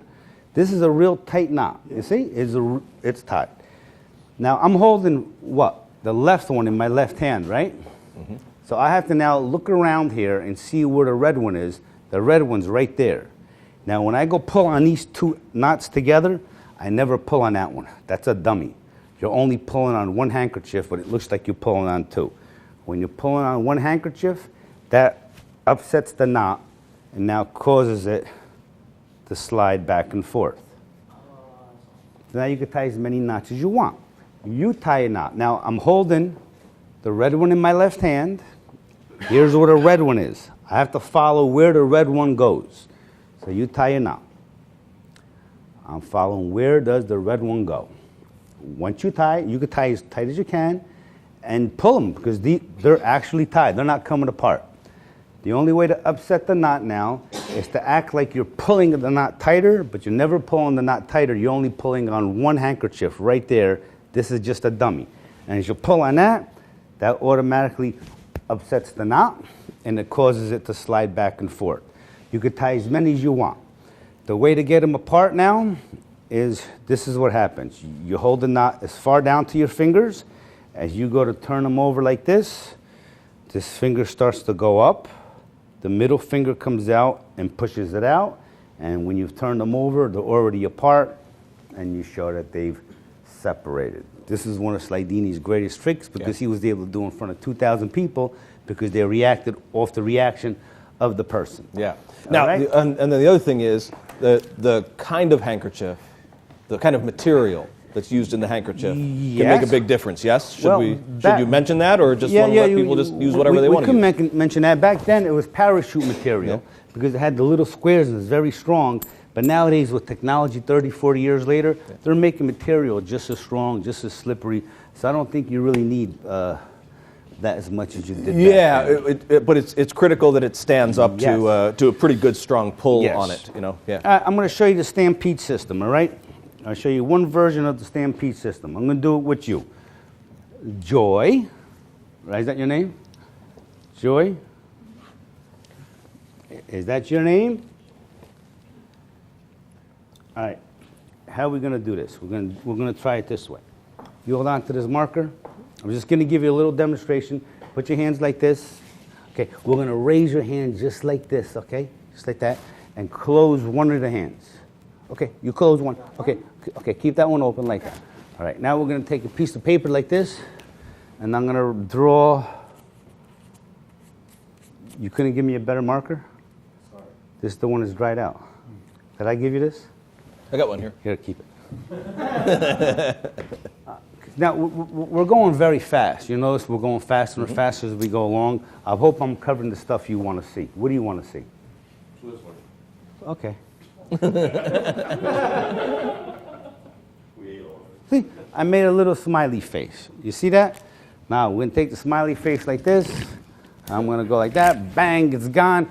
Open up, look at your hand, look at your hand. Turn it on, turn your hand, look at your hand around. You got a smiley face in your hand. That's right, you do. That's a smiley face. So this is the stampede system. This is the method of marking people in their hands with a stamp like the ash trick. Or you can stamp a piece of paper. I happen to have a smiley face on this one. I have 5 different stamps here. H2O, a fly. Like if someone's catching a fly, you're grabbing your ear, you have a fly, and they open up their hands. They have a stamped fly on their hand. Instead of using the ash trick, this is my method of doing a stampede system. They can find the chosen card and what I just did with you with the smiley face. Okay, you have any kids? I do. Yeah, go do that to them, all right? Tell me what they think. Okay? What do we say we're doing next? Somebody was asking for a Twizzlers, but you know what I'm going to do? Twizzlers. I want to come up here. I want to see what kind of stuff you have up here, because I have sessioned with you before. Yeah. And I love looking for here. What does that do? You got something for that thing? Okay, we got something for that. We got something for that guy and something for this guy. We got something for this Yeah. guy. All right, okay. No, couple of those things. How about we put on and then some music? maybe these and that. These and that. This and that. We want to do something with that, all right? Yeah. We can. All right. Yeah. This. I think those will be fun. All right. You want to use these props right here? And we'll What do you got? What else you got? with these? Okay. And then you're eventually going to talk about this guy. Yeah, we got a lot of stuff to talk about. All right, Dan. so let's see some of that stuff. That's the way to do it. You got to get up in that stuff. Yeah, Dan picked this trick here. So, what is this that you're holding in your hand? Bottle cap. Okay, what is this? A beer cap. What is that you're holding in your hand? Beer cap. Right. Okay, look. I got 2 of them right here, right? You go like this, they're gone, and you produce a beer. Okay? All right. Yep. Because now these 2 bottle caps have a magnet on them. They stick together. I put and they're magnetic because the ultimate sleeve in the vise. So when you come out to take out the 2 bottle caps, we're just going to come out with the little beer. This is a half a beer, look. So it's very easy to sleeve. So you just put that in your sleeve. You can show 2 bottle caps like this. Put them both together in your hand, sleeve them both as one, and then come up and turn it into a beer bottle. You pick this one? Yep. You like it? Yep. Okay, it's a keeper. We'll put this in the bag number 2. I want to try something with somebody now. Can you come up and... why don't you help me? You help me. Come on, you help me. Yeah. I want to show you something very interesting. Okay? Look. I hope I can do this. You examine this coin.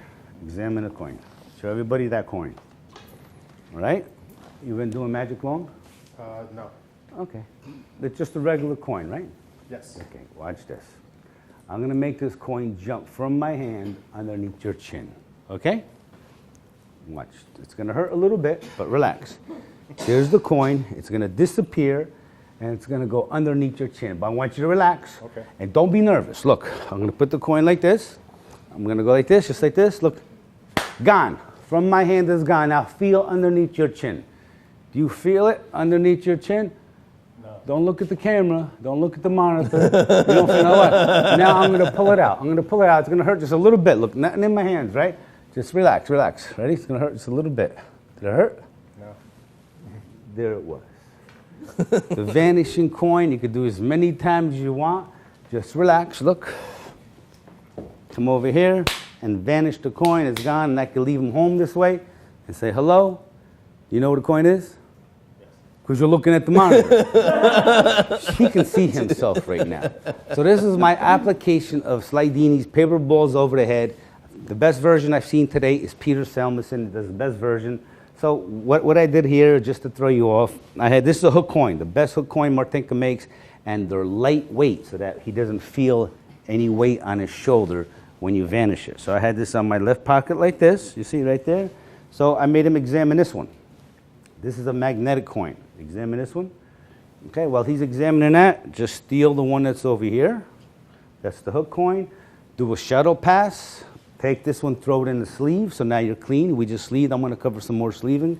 So now, I'll say the coin is going to disappear from my hand and go underneath your chin. I have the hook already. As I relax him over here, I walk the other side. So this way he follows me. He never sees it on his shoulder. And now he's a lot of laughter the whole time because they're laughing and he's got it there. Come back this way. Tell him to reach underneath his chin. Tell him to relax. Take the coin off his shoulder and then produce it from underneath his chin. All right? Mm-hmm. That's the hook coin. Any questions? Okay, go ahead. No, wait. That's for me. All right? Go ahead. Name a card. Name a card. Name a card. 6 spades. No, it was the same card before. Go ahead. I'll say 6 spades. No, man, come on. 9 of clubs. No, come on. Come on. 9 of clubs. That's pretty close. How'd you know? How'd you know? Huh? Here, Yeah, don't poke I got yourself. some powers too. What But did you mostly say? sight. What did we say we want to see, Dan? What we want. I'll tell you what. You can get back to the weird stuff in a little while. We've had requests coming in to see the thumb tip stuff, and we had a request here to see the thumb tip thing, the flip tip. All right, and here's that's flip tip. That's Flip among tip. Flip some of tip. those. Yeah, I'd like to flip see tip. some stuff with that too. Yeah, flip tip's a good one. Yeah. All right. Let me see. Why is everybody staring at me? You're making me nervous. All right, let's try to do the flip tip with this over here. Let's try with you. You come over here. I'll show you different versions of the flip tip. I'm going to take the ultimate sleeving off now. Yo, are you guys getting anything out of this? Yeah. Because I'm not following my format at all. All right? Okay, go ahead. We're going to do flip tip. I'm going to make this handkerchief. I'm going to put it in my hand, and it's going to fly through the air, and it's going to land right here in your pocket like that. You want to see it? Yeah. Okay, watch this. Look. Look. I'm going to take it like this, put it in my hand. Gone. I don't know. Look in your pocket.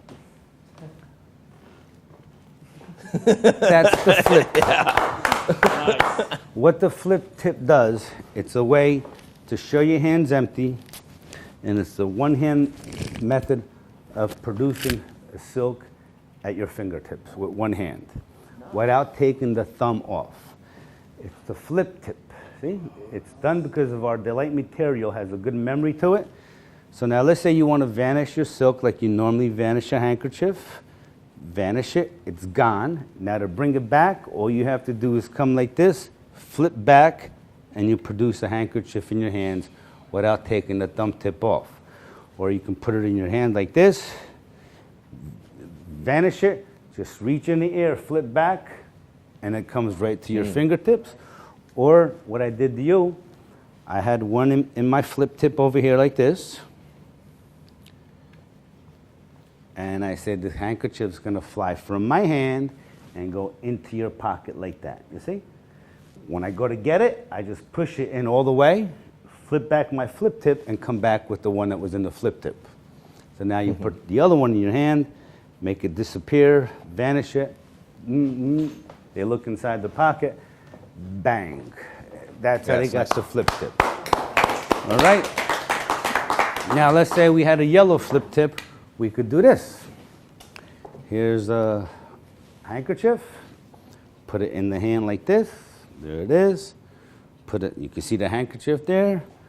Put it in, and it turns into a little fan. A little fan. Close the fan, put the fan in the left hand, and it turns back into a handkerchief. All right, so we had the fan in the right sleeve. There's the flip tip in the left hand. Put it in like this. Drop down, steal the fan, put in your thumb, and then just open it up as you have it on your thumb like this. Close it, pretend to put it in the right hand, flip open so they see the yellow, sleeve the fan, and then you produce the handkerchief. I guess we should cover a little bit of sleeving. All right. Can you help me for a minute here? Come here a minute. Okay. Should we do salt and pepper? Sure. Salt and pepper? Do you have any salt and pepper with you? Yo, I do. Let's find it. Let's find it. You know, I have to be honest with you. I got into this place here at 5 o'clock, and I should have got in here 2 weeks ago to get this all ready for you. So are we doing okay? It's the best we could do. See, like right now, I can't find the pepper shaker.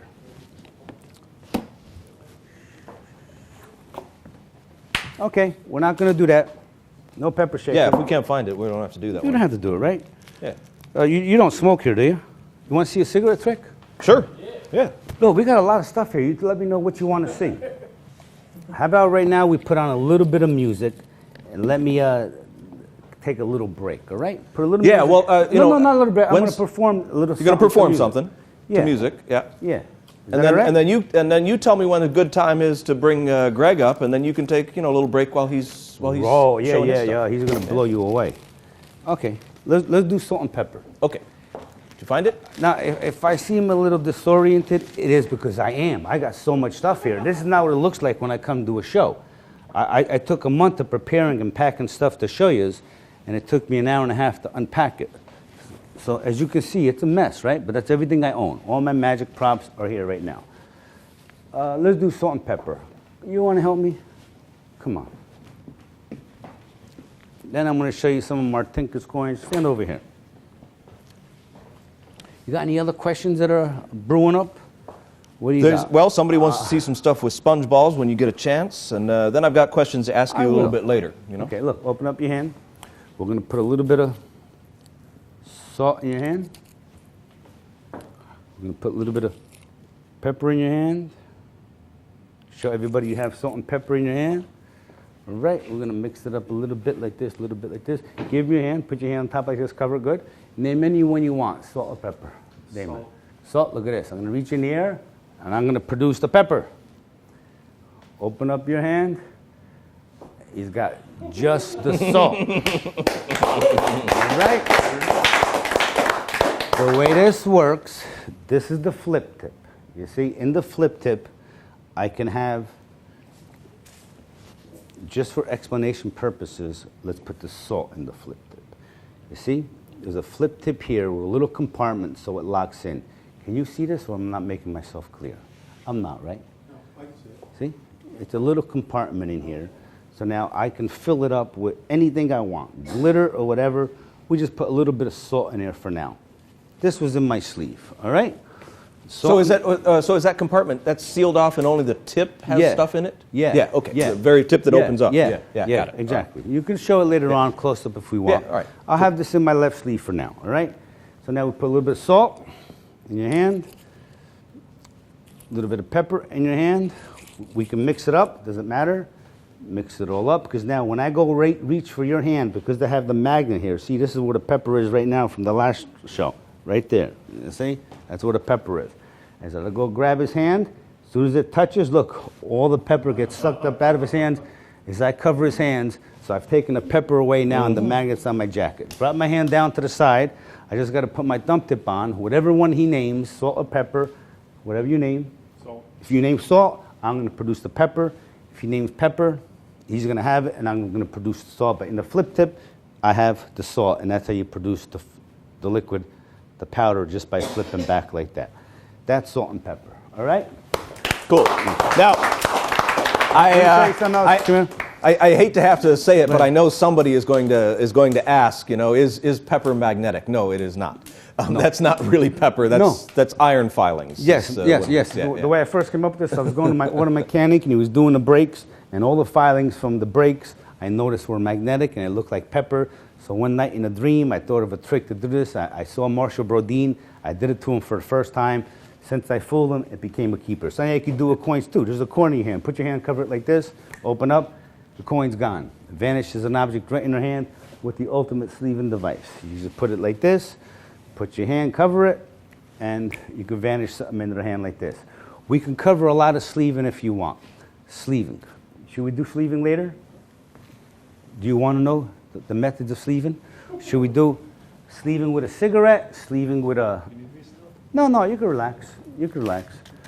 I'm going to put on some music, all right? Or do you want to see a cut and restore cigarette? What do you want to do? Well, you know, I like the. Are you doing the Slidini style? Yeah, you wanna see that? Oh, you know, I want to see that. All right, yeah. where's my music lady? Yeah. Hello, no music lady? Okay, this is good. Yeah, let's work to this song, all right? Let me get it together. Hold on. Your baby blue. Hold on. You're going to love it if I can get So this together. full of wonder. Your curly cues. Your contagious smile. And as I watch, you start to grow up. All I can do is hold you I'm getting tight. prepared, okay? Knowing clouds will rise up, storms will rise in, but you will be safe. All right, start that from the beginning, please.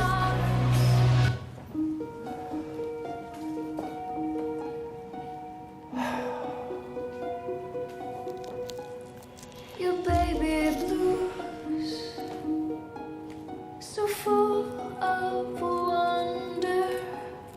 Your curly cues, your contagious smile. And as I watch, you start to grow up. All I can do is hold you tight. Knowing clouds will rise up, storms will rise in, but you in my arms, rains will pour down, waves will crash around, but you will be safe.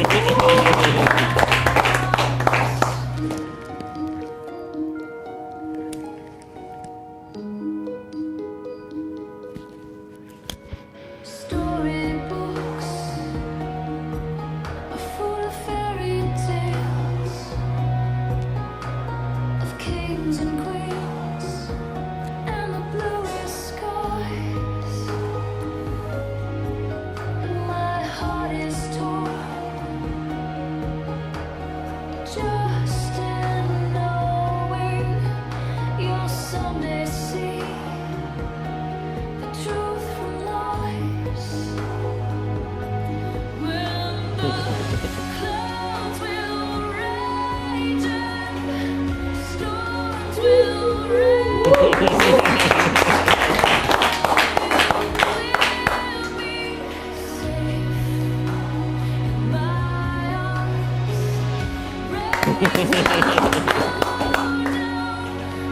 Waves will crash around, but you will be safe in my arms. Castles they might crumble, dreams may not come true, but you are never alone, 'cause I will always.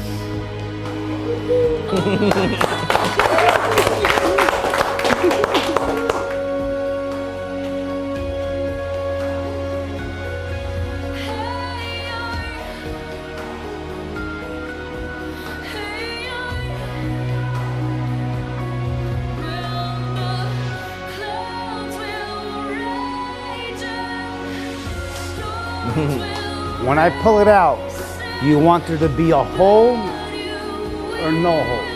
No hole.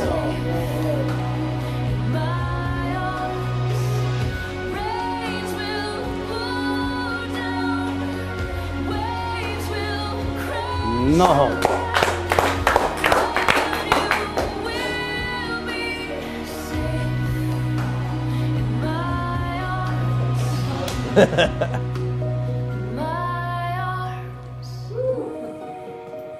All right, all right. Should I just explain it a little bit? A little bit, yeah, sure. This is I learned from Slidini. I first learned it sitting down at the table when he was doing close-up magic, and I said, that's a great trick, but I'd like to be able to do it standing up. So now we're going to do it standing up. All right? We had that magnetic cigarette, you see? Well, I made a mistake. I put it in the wrong pocket. Okay? I'm not being judged here, right? I put it in the wrong pocket. We're going to do that. Before I do that, can I show you something else? Before I forget. Okay? This is a great trick. I do it all the time, and I give it away. What's your name? Anthony. Did I give you, Anthony, anything yet? No. Well, I'm going to give you something now. Look at this coin. Okay? See? It's a $50.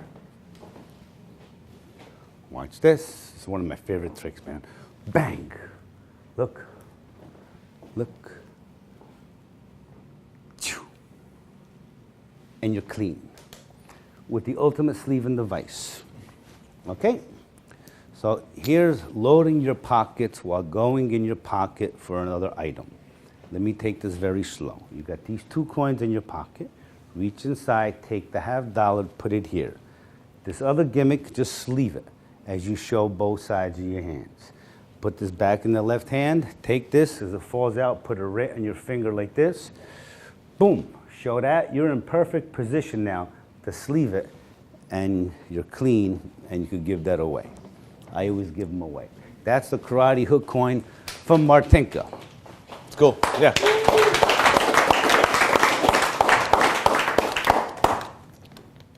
Anybody have a quarter? Anybody have a quarter? Am I showing you too much stuff? Am I going too fast? You're going to retain it, all right? Can you see everything from over there? All right. Any questions from my friends from Italy? No? Hello? What are we doing now? Tell me. Well, you want to go? You want I'm to gonna do a explain Did you want to explain the cigarette paper and the cigarette, or just the cigarette? I want to explain it all. Yeah. Because So one day I may forget how this is done. and then you'll go back and And I watch should it. go back. Yeah. But since I just remembered, I just But you want to do show- the other thing first. But I'm going to try to keep you on. I got notes here. You got notes, all If right. you want to do something else, I'll bring you back. I want to around. do countdown coins because I did this trick when I was a young kid for Di Vernon at the Magic Castle before I was very, very nervous. And it was invented by an inventor from New Jersey. And when I went to show him the trick, Di Vernon said, "You fooled me." So ever since then, it's been a keeper for me. Cool. Can I show it to Yeah. you? Kick off your left heel there. There you go. Awesome. That's correct. Can they see the floor from where? No, They they can have only no- see me. They can see you. Yeah. Now they, yeah. Unless you want them to see it. It is hot in here, so I'm a little. My hair doesn't normally look this bad. Does it look bad? How's my hair It looks look? fine. Right, right. Here's 4 coins. Look. See? 4 coins. You just gave them to me, right? Look. 4 coins, just like this. 3. One of them jumped over. Look. Another one jumped over. Look. Another one jumped over. Last one. All coins jumped over. Okay? That's a good one. Here's what happened. I'm the inventor. I went like this one day, and I threw the 4 coins on the table. They landed just like this. Just like that, they landed. See? They landed just like this. See, that's how they landed when I threw them, by accident. So after a couple hours, you know what I'm talking, a couple hours of looking at those coins, I said, let's see. So I glued them together, and I noticed that if you hold it this way, it looks like 4.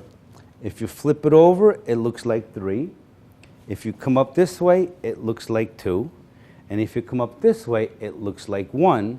And it's weighted just right so it could be sleeved. Okay? That's what the left hand does. So this starts off in the sleeve. You borrow your 4 coins. As you go to put them in the left hand, they go into the downs palm, and you make a little noise on the gimmick. So now you show 4 coins. Reverse it, bang, one of them jumps over. You show 3 and 1. This way, you show 2 and 2. Flip it over, another one. The last one, as they're watching that, your left hand comes to the side, sleeve your gimmick, and you've made all 4 coins jump on the other side. All right? That's for you. Okay? This was actually taught to me by Slidinis too, the torn and restore paper. Would you like to see it? Yes. Should we do it? Okay. Here's a little piece of paper rolled up into a little ball. This is a magnetic cigarette. I have that in my left pocket, right over here. I didn't put it in my left pocket last time. I put it in this pocket. That's why I got a little confused. Did you notice? No. Just because someone gives you medicine, that doesn't make them a doctor. Just because someone gives you legal advice, that doesn't make them a lawyer. Just because someone does a magic trick, that doesn't make them a magician. Where am I reciting that from? That's Tarbell. Tarbell. Yep. Tarbell. To be a magician, you have to know your audience.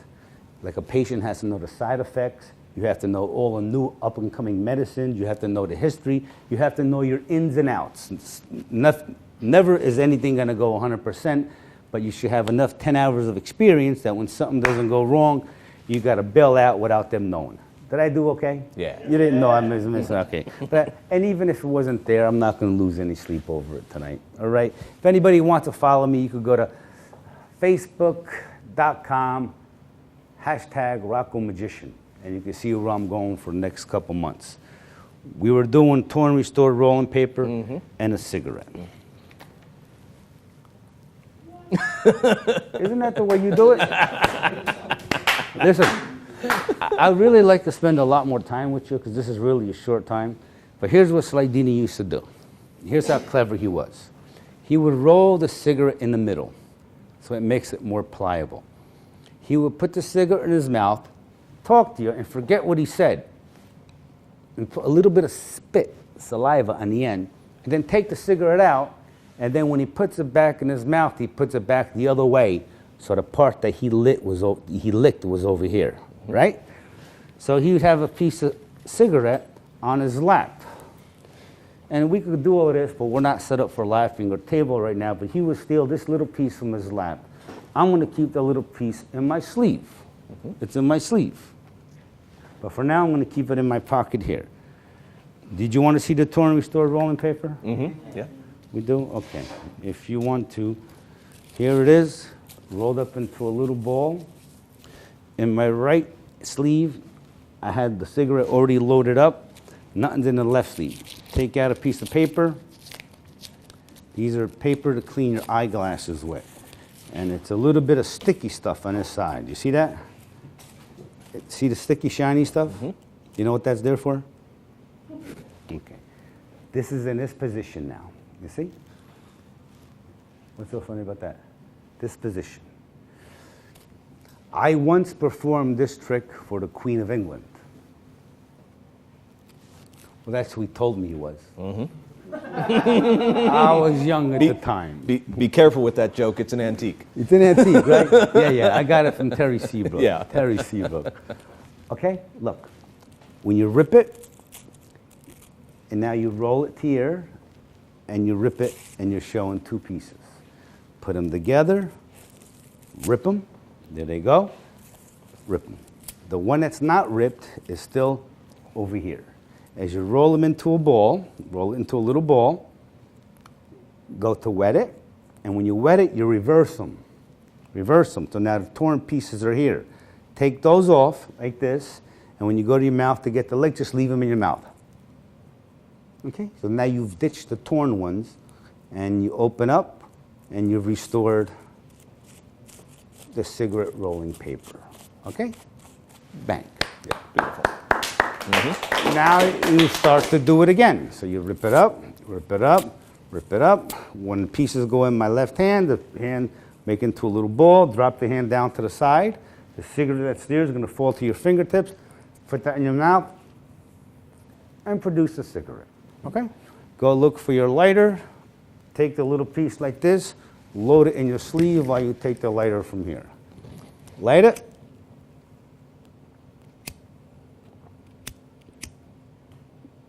Now, the moisture from the saliva allows the cigarette to bend without breaking it. Okay? So you got it like this. Drop your hand down to the side, steal the little piece, and you hold the cigarette just like this. The little piece is like that. Okay? Now, when you go to break the cigarette, you hold it in the middle. The thumb pushes the cigarette all the way in, and then you lay the piece on top, break a little bit of tobacco off from the existing cigarette, and now you've got two pieces. When you put the two pieces together, this goes back into this position, and then just lift up the cigarette, bend it, so you're able to show that. While they're watching that, take the little piece and just throw it in your sleeve, so now you're clean. Blow a little smoke here, and then you've restored the cigarette. Put the cigarette in the left hand, steal that little piece that's here. You can throw it into your back palm position here, throw it away, but actually throw the little piece, and then produce the cigarette again. Pretend to put the cigarette in my left hand, steal this one here that was in my pocket, I didn't put it in. That's a magnetic cigarette. Pretend to put the cigarette in your pocket, produce the cigarette, put that in the thumb palm, have some smoke in your mouth, and now you're producing two cigarettes. This one's magnetic, so you can vanish that one, get stuck to the magnet. This one, pretend to put it in the left hand here, and then just throw it in your sleeve, and you're gone. Show your hands empty for a little while. Drop your hand down to the side, retrieve the cigarette. You can pretend to put it in your pocket again, produce it, sleeve the pipe, do a little of this.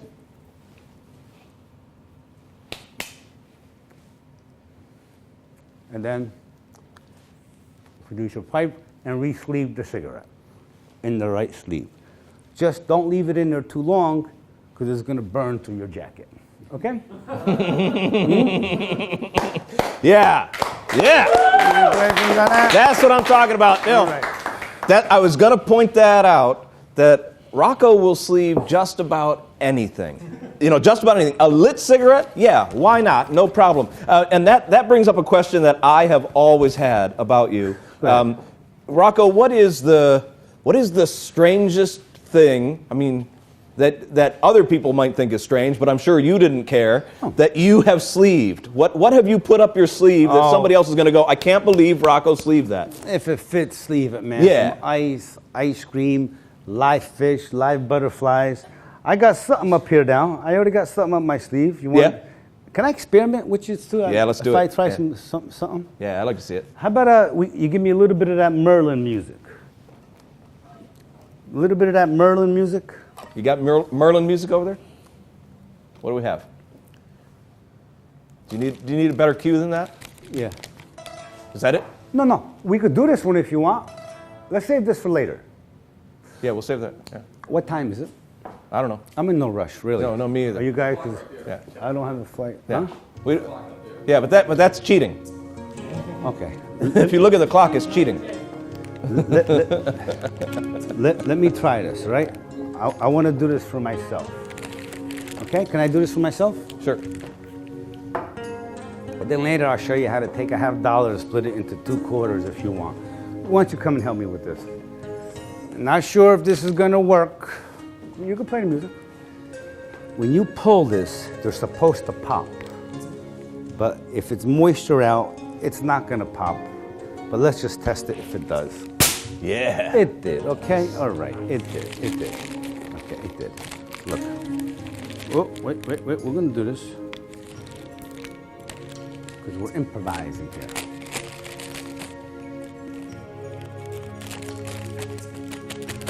What's in here? We're going to refer to some of this mess right now, all right? Dan, Yeah, I need a so- little help. What do you need? Because I don't Need know. an extra hand? Well, I had a whole bunch of popcorn kernels. Oh, yeah, here we are. There you go. Yeah. There you go. Want me to open those up yeah, for you? Yeah, just put a few in my hand over here. Sure. A few popcorn kernels. There we go. Here you go. Need Okay. some more than that. Okay, that's that good. good? That's good. Okay. Can everybody see them? No. Anybody else can't see them? Can't see it? Can you see them? Popcorn kernels. Okay. Look at this.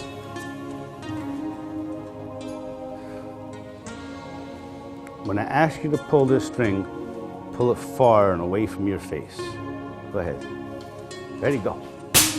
Good, good, good.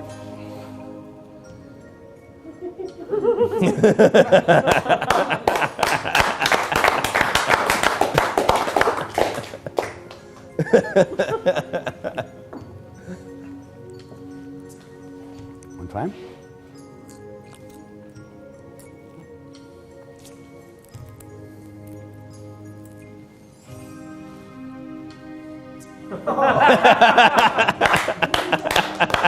Okay. Explain it or move on. Well, we'll stop the music now. We'll explain it, all right? Sounds good. Okay. Let's do it. Look, this was over here. Can you see me all right? Is everything how are these people at home going to see this? Are They okay? see it. They see it great. All right. Dan, where are those kernels? They're right there. Right there. All right. Well, here's an open bag right here. Open back. Yep. And believe it or not, this is what my house looks like. When I get ideas, this is how we have to roll. Over here, underneath the sleeve and device, you see what I got? I got a coin with some fun tack on it. You see it? See the fun tack? All right. Here's a little piece of your little popper. I'm going to put that on your shoulder. And I came a little prepared because when I went in my case, I took out. You got that music ready, available? Because I want to try something later when we're done here. Now I'm in experimental mode, okay? We're experimenting together. And hopefully I'll stimulate something in your mind that'll give you an idea. Are you okay? Not sick or nothing? You don't have a stomach ache? All right. If you did, I was going to let you go and take a break. You guys need a break? Okay. Look, there's the kernels of corn. You see? In my left sleeve, I have the popcorn, the white popcorn. Over here in my case, I have this. And over here, I have the salt shaker. You have this over here. So this is my method of popping popcorn. This is a coin with a little bit of fun tack on it. I just press it on top, and the kernels will stick to it. You see? So I only have really just enough. We put a little bit too much. You can keep those. Okay? I have just enough so that's the way they would stick. Palm the coin out. Sleeve the coin. Because it's magnetic, everything's gone. Pretend to put the kernels over here in your hand. Take the string, hands empty. As soon as that string pops, the left hand comes to the side, and you put your hands together, and you've popped popcorn. Take a little bit of salt to put it on. When I put the salt away, I just grab this, and as you're walking, just throw that in the sleeve for a minute to show your hands empty. Share the popcorn. Take the two popcorn together. This is in the sleeve. What happened now, see, we have the ultimate sleeving device, and we have too much stuff from the last show. So you have to know pocket management and sleeve management, because if you have too much stuff tucked in the magnet, that's not going to happen, all right? What do you like now? Let's take the sleeving device off. Okay. when you put the salt shaker on, here, just drop your hand down, sleeve the corn, drop the hand down to the side, and you've turned popcorn into an ear of corn. Any questions? Can you put that music on? I want to try a new trick that I just thought of. And if I could pull this off, I want to get your review on it. Go ahead, give me some music. Oh, no, not this one. I'm going to save that for later. Go back to that other music. Go ahead. You can help me. You can stay here. Just hold that.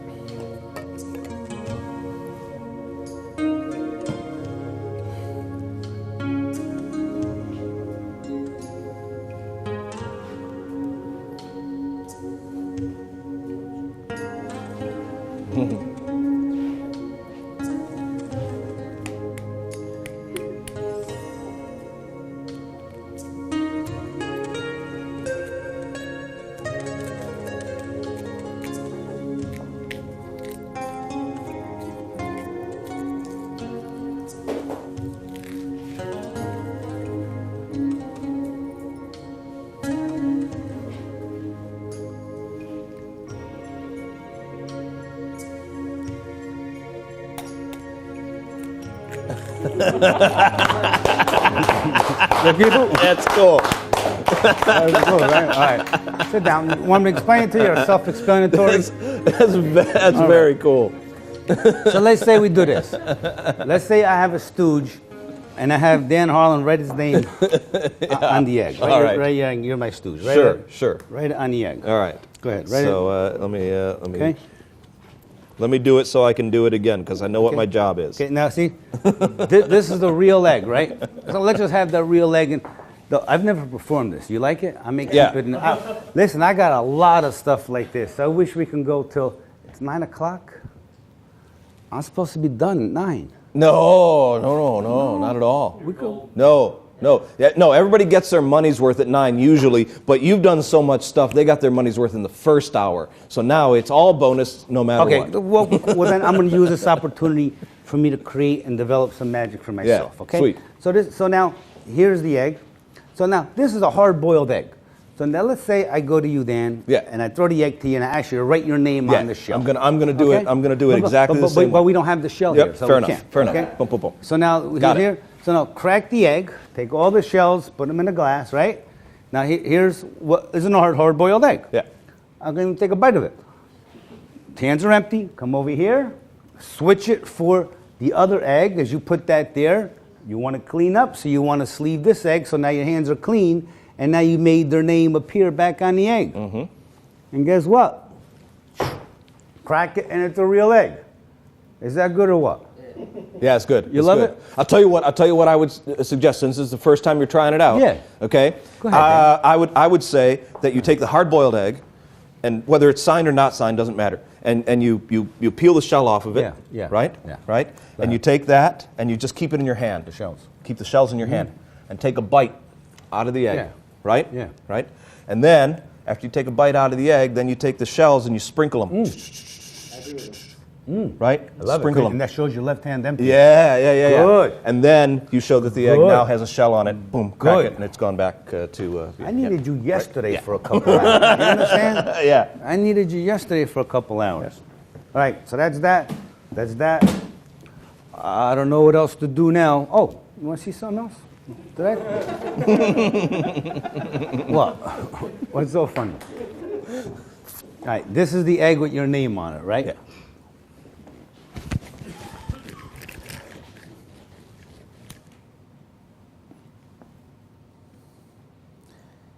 Takes about 40 minutes. Look. Oh, that's great. Fried into an egg. Great, yeah. I just thought of that. It's one of my things in the pile Yeah. here. So here, it's a little egg. I made it a little heavier by putting some coins in it. So now it's very easy to sleeve, like this, sleeve it in your hand. This is a real egg. It's a real egg here. Bang, bang. As they're watching here, to switch, just palm this. As both hands come together like that, you got this. They're watching that. You got the egg right here. Everybody's watching that. Just sleeve it. Now we can cover some sleeving. I want to cover some sleeving. Look, once you sleeve a coin, let's say we're going to pretend to put it in the left hand. When this hand drops to the side, the fingers just come up and sleeve the coin. It's gone.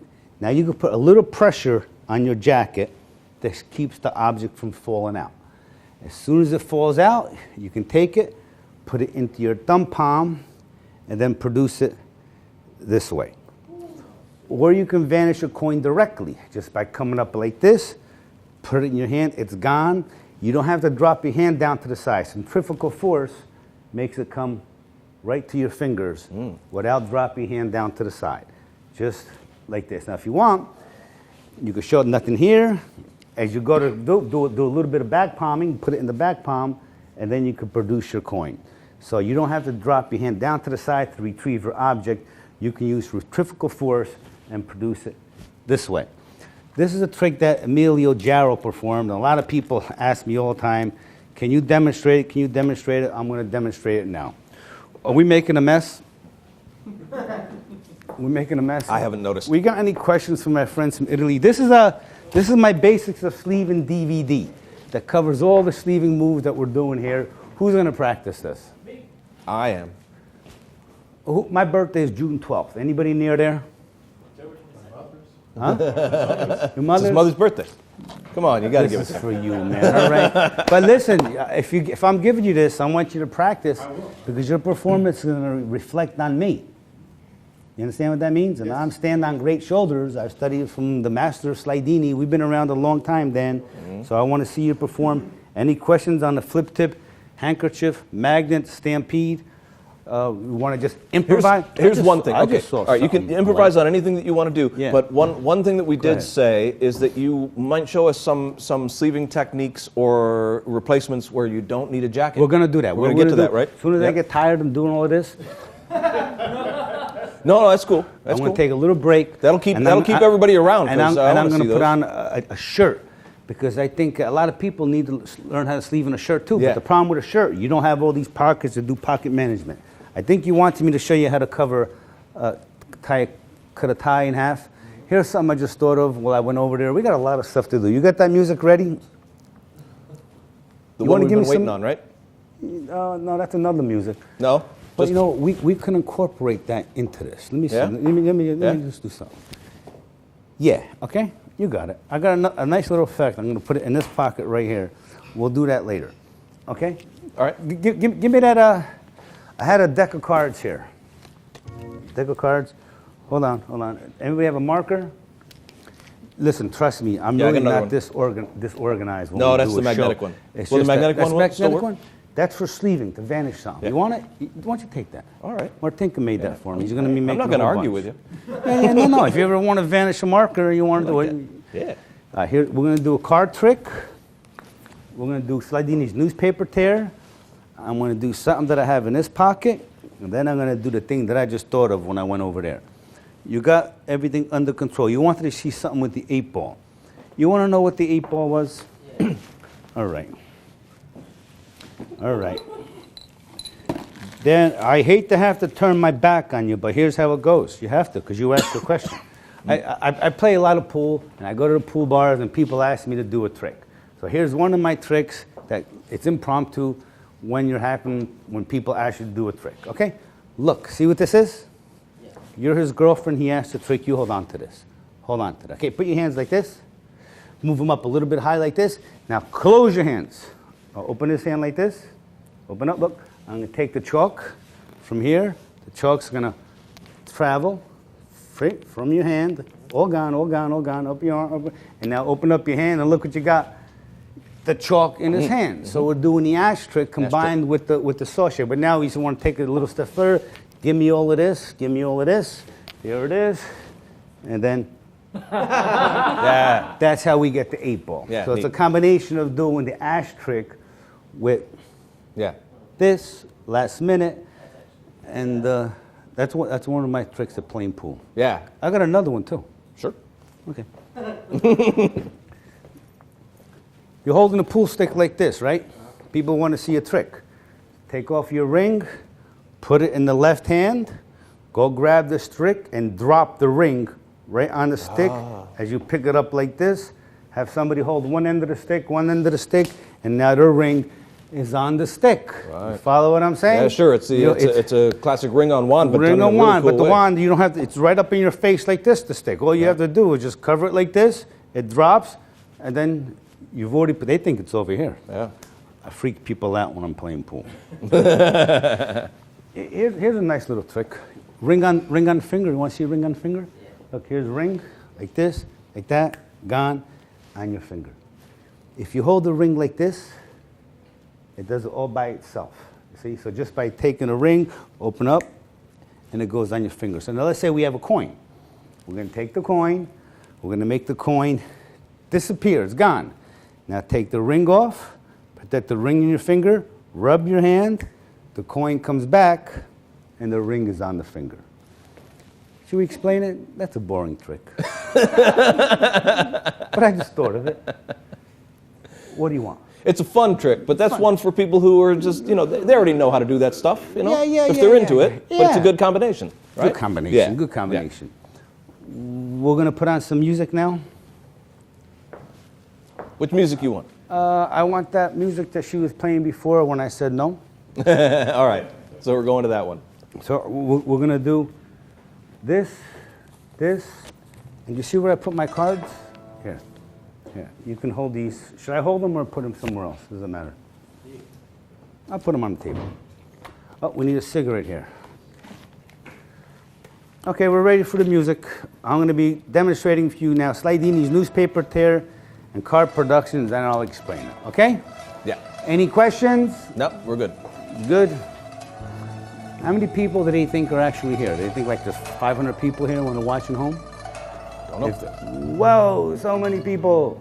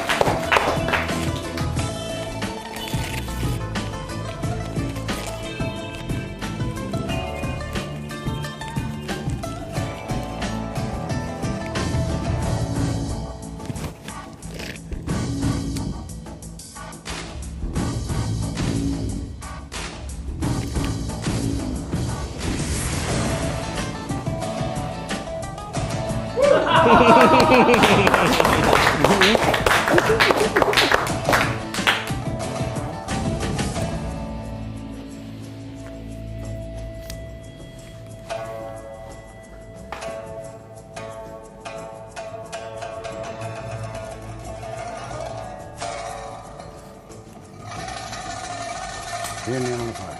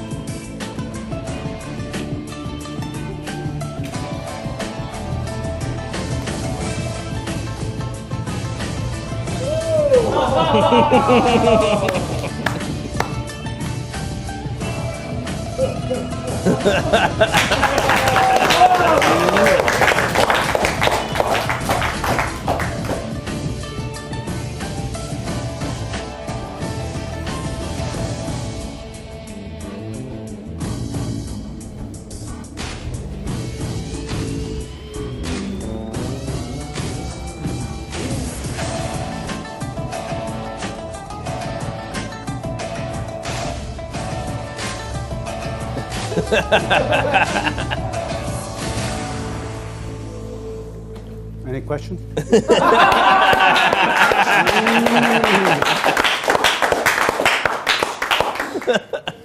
Here's what I wanted to show you.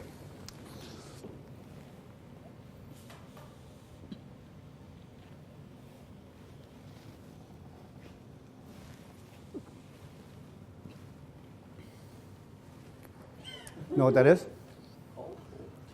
Coal.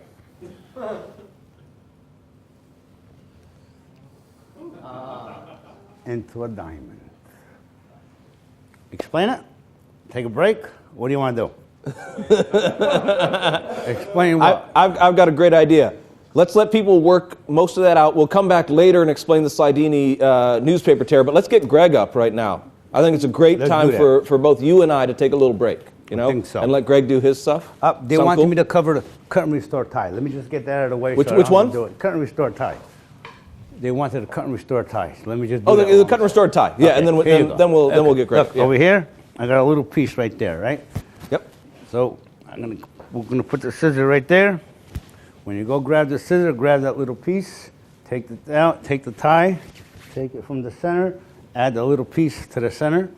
That's the fake piece. Cut the tie. There's the two pieces. There's the string. Let go of the pieces, and you restore your tie. All right? Yeah. Peace, man. I'll see you later. See you later. Yeah. All right. Dan. So let's see. I'm going to introduce Greg here. It's Greg Irwin. Is that right? Yeah. I'm going to make sure I got it right. And some of you may not have heard of Greg Irwin, and some of you may already know exactly who he is. And the reason that he is here today is because a lot of the things that Rocco's doing and things that you have to do involve dexterity. You know, being able to control your fingers in various ways. This guy pioneered the work on practice exercises for developing that kind of dexterity. So please join me in welcoming Greg Irwin. Hey, man. Thank you. It's all finger fitness, and I hope you can get it from anyone. And Rocco is one of my favorite musicians in the world. And I'm not a musician, I'm a prestidigitator. But boy, I learned I didn't know much about pocket management and sleeve management, but I got my glove management down. So I'm just going to show you just a little bit of a demonstration, performance, and then talk a little bit about how this applies to magic. So if we start the music, that'd be great. Get in tight if you can on this.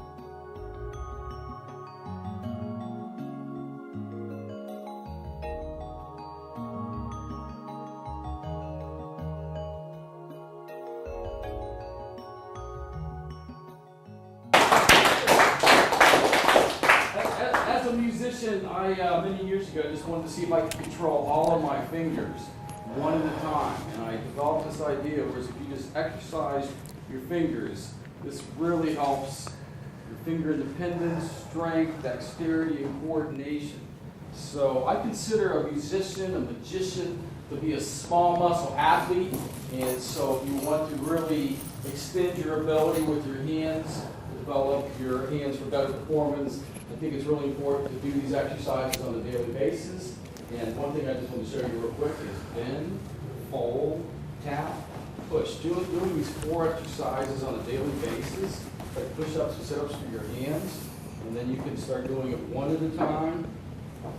And this is where it really helps develop your finger independence. And what's great about this is you can practice anytime, anywhere.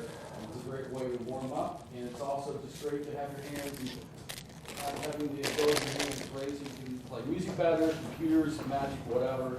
And so Rocco, I first met him in 2009 at FISM, and we had a great time in Beijing a few times doing some performances together. So it's an honor to be with some of the best hands in the world, and thank you, Penguin Magic, for having me here.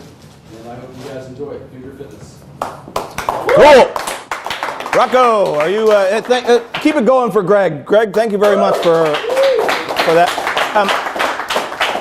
Rocco, are you set to do something? Well, somebody mentioned something about Twizzlers. I got ready to do something for them. Awesome. Yeah, let's see it. I think I want to show you how to vanish the cigar. I didn't get a chance to get changed. I like to have a little music, though. I'm just going to improvise now. I'm just going to grab stuff as we're working. Then I want to show you some delight. Yep, sounds good. You got any music? I like that song, Plum. Let's try that one.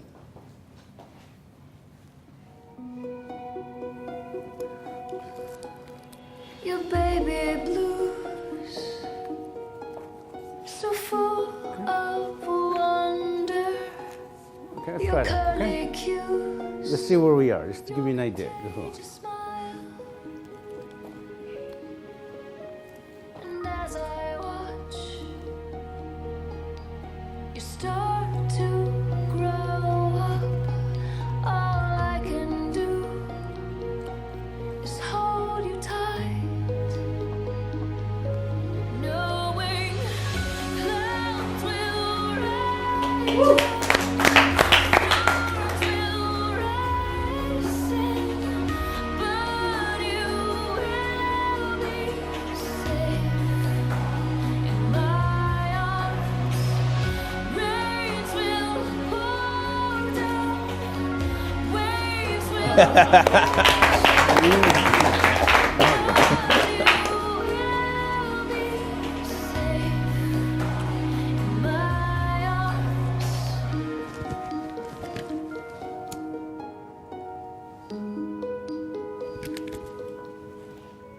Storybooks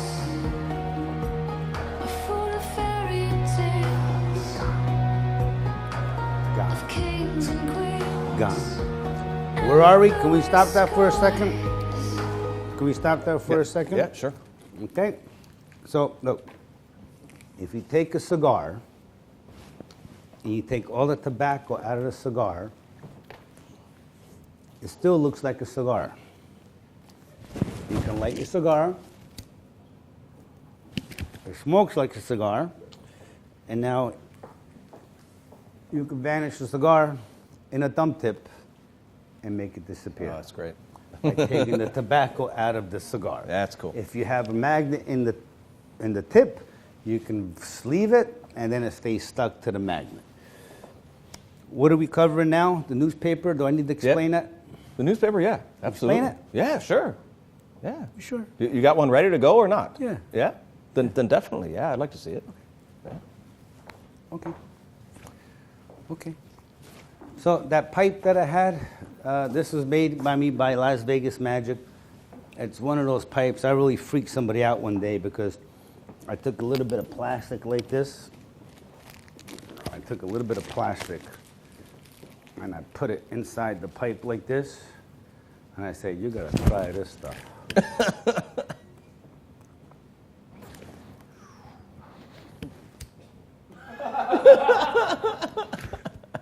You're really not smoking plastic. No. It's electronic cigarette that put into the barrel. So you're not smoking nothing. But I fooled my friend. He thought I was nuts. Smoking plastic. So now we'll take a little bit of flash paper. We're going to put this in here. This is the pipe. This was in my sleeve when I started. I'm going to show you some card moves with the cards with the jagged edges. Did you see where they went? Here they are. Here they are. The newspaper. It takes 4 newspapers to make 1 newspaper. Okay? I'm going to explain this. This was actually taught to me first by Bill Wish. He was my first guy that I went to study magic with, Bill Wish. Great magician. He showed me a lot of nice moves. And he actually taught me this before I went to learn it from Slidini. Okay? This is 1 newspaper. And this is another newspaper. It takes 4 newspapers to make 1. Okay? That's what happens when you put too much glue. It's okay. Okay? So you see now there's a pocket here that's 10.5 inches. See the pocket? 10.5 inches. You take a newspaper, you cut off that page, and you glue it right there. This gets folded like this, like this, like this, and like this. Now you have another pocket here, same newspaper, but this is only 6.5 inches. Okay? Do we have to get another one, or could we make? It's fine as long as it'll work. This is Yeah. explanation, but if you want it perfect, No, you know, Give if me it a works, couple don't even minutes. ruin another one. I Okay, think that's all fine. right. So here you go. Because so now they get folded this way, this way, this way, and this is the way Slidini would have it in his case when he approached an audience. So now he would take this out. This gets folded not in half, just a quite little bit off, and you see that little point right there? That goes in the newspaper.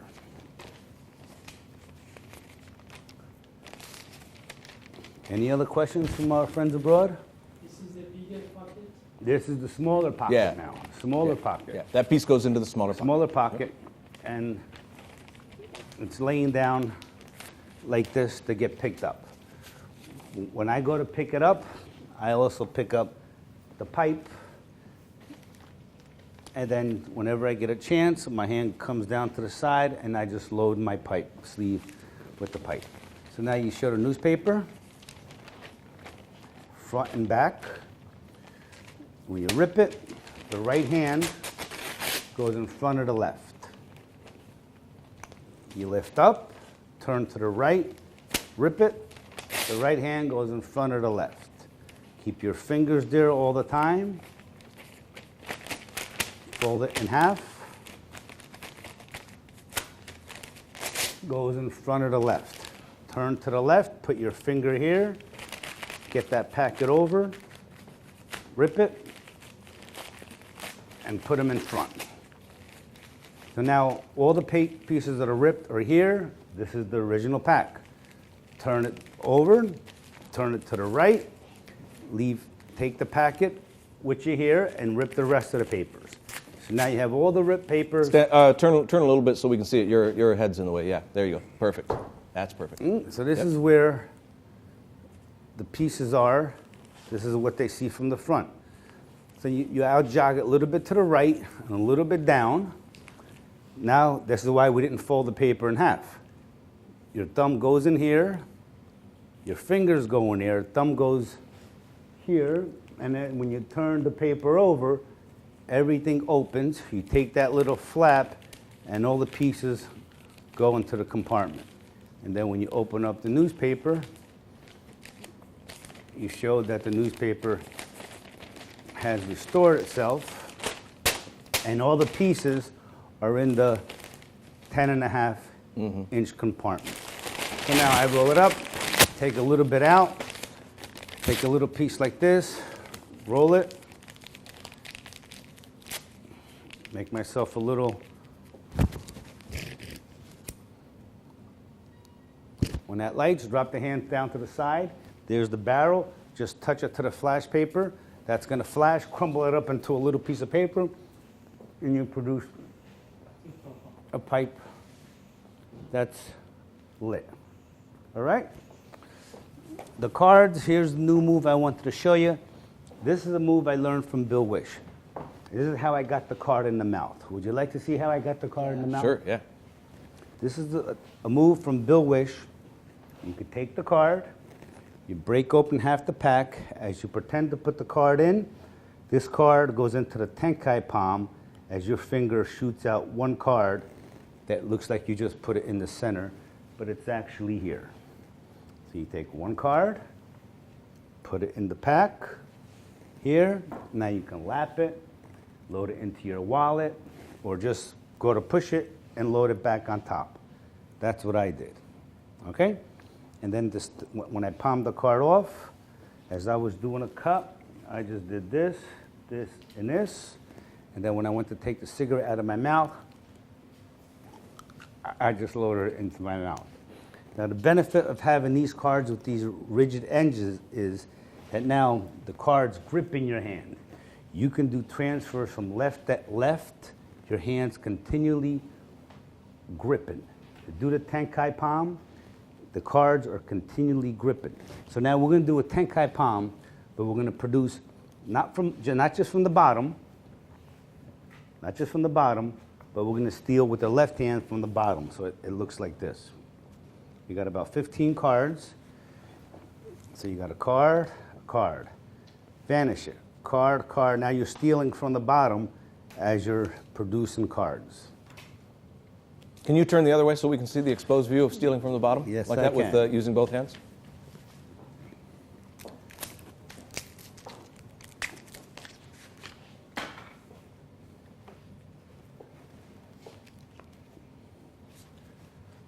Okay?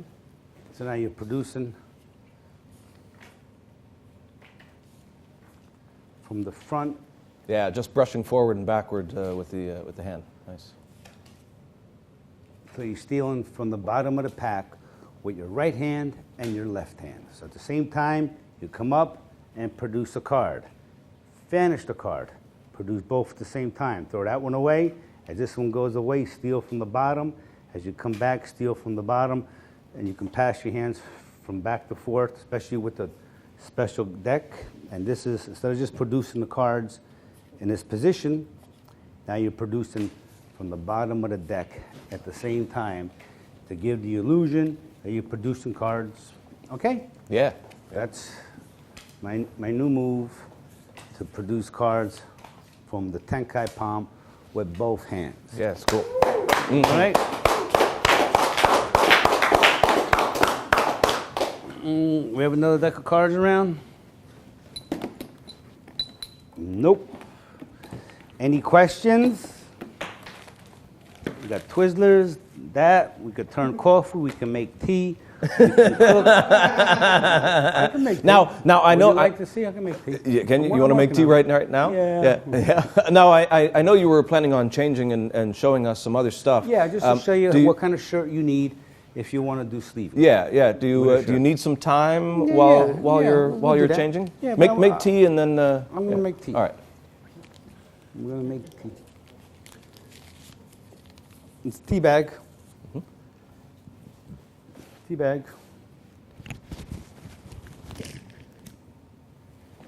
Whoa! Oh, it's hot. It's hot. But that's the tea. Okay? All right. It was hot. Okay. So now, here's a little squeeze ball. If you have real hot tea in this squeeze ball, you can have that in the right sleeve. This was a little tea cup. Have it in the left sleeve. And those tea bags, I've had these tea bags made by Panda Magic it's all flash paper, but it looks like a tea bag. So now when you light your tea bag, you can produce a cup of tea, but there's nothing there. Steal the little squeeze ball and then just squeeze the hot tea in it like this. And then you can show that it's really hot tea and they can drink it and you use this little gimmick to squeeze the tea. Ba-boom. That's tea. All right. Ba-boom. Back into the mouth. Here's an interesting ideas with some delights. You know what delights are? Yeah. All right. Want to do SpongeBob delights? Somebody said that. All right, let's try that. You mind if I turn my back to get set? No, no problem. You sure? Yeah, sure. It's all good. Okay, this is interesting. Look, you got your delights, you got your delights, you got your delights, and turns into 2 balls. Why not? You can still have your things palmed here and still do all your moves with delight, all your moves with delight, and then, boom, turn them into 2 sponge balls. So if we're going to do that, let's do a heart sponge ball and a little silk. Let's roll the silk into a little ball like this. All right, let's put the sponge ball over here, and let's take the delights and do the same thing. Look, here's the delights, delights, delights. Take the red delight, turn it into a silk, and take this delight and turn it into a sponge ball. So you can still manipulate while having an object palmed. You can have a rose in your hand palmed while you're doing a delight. You have a rose like this, back and forth, back and forth. The rose is just in a tenkai palm like that. Here, delight, delight. You got 2 delights, and then bang, turn them into a rose. Who got a rose? Let me play with it. Let me try this. The thing, it melts, but that's okay. You see, the idea that you get a delight, delight, see, delight, delight, delight, and then you can turn that into a rose. I guess you could. I don't like this. It is possible. It is possible. But I like the fact that you can have a sponge ball in your hand like this. See? Put it here, take the sponge delight, and just turn it into a ball. You can still use delights while having something palmed in your hand. All right, what do you want to cover now? Well, I'll tell you what, you're going to change because this is the perfect segue for me to do a little something. Yeah? Yeah, all I need is one of these guys. Wonderful. Yep. All right. And it's a perfect segue. So you get ready to show us what kind of shirt and everything that we need, and I'm going to do Right. this. All right, cool. All right. So I don't know if you guys have been out in the woods lately. I like to go out every once in a while, yeah, sure. Oh, hey, it's Rocco, everybody. Hey, I recognize that guy. So I like to go out in the woods every once in a while. I go camping. I also do a little bit of hunting. I don't hunt the way that most people hunt. Like, I don't go for big game. Actually, I go for some of the smallest game that there is. I hunt things that are called sprites. You guys know what sprites are? Well, they're kind of like fairies, but sprites have really sharp teeth. Yeah, so they're harder to catch. I mean, anybody can catch a fairy. It's pretty easy to do. You just have to buy a ticket and be there on time. Yeah, no, but a sprite is a little bit more difficult to catch. So actually, I brought one with me here. Yep. You recognize them by their bright red color. So yeah, you can turn the lights down a little bit. Are we still over there? Yeah, so everybody can see. That's what a sprite looks like. They only light up when they get really angry. You know, so you have to be really careful with them. Actually, it's biting the inside of my hand as I'm talking here, but I'm willing to put up with it. You know, the pain that it's causing me because they're so darn tasty. Oh, do you want to try one? It's really good. You could have one if you want to. You're not interested in it? Have you ever had a Sprite before? They grind them up now and they put them in cans. You've probably seen it, you know. It's a can of Sprite. You've never seen that, yeah? Well, actually, what's kind of cool about it is that they're starting to come out into places like this, you know, more urban areas. As a matter of fact, with the lights this low, I can actually see a couple of them flying around here. So there's one, yeah. And there's one close to you. Don't be nervous. Don't be nervous. There's one right there. Yeah, good. I got that. So basically, I have now 3 of them. And let me just see if...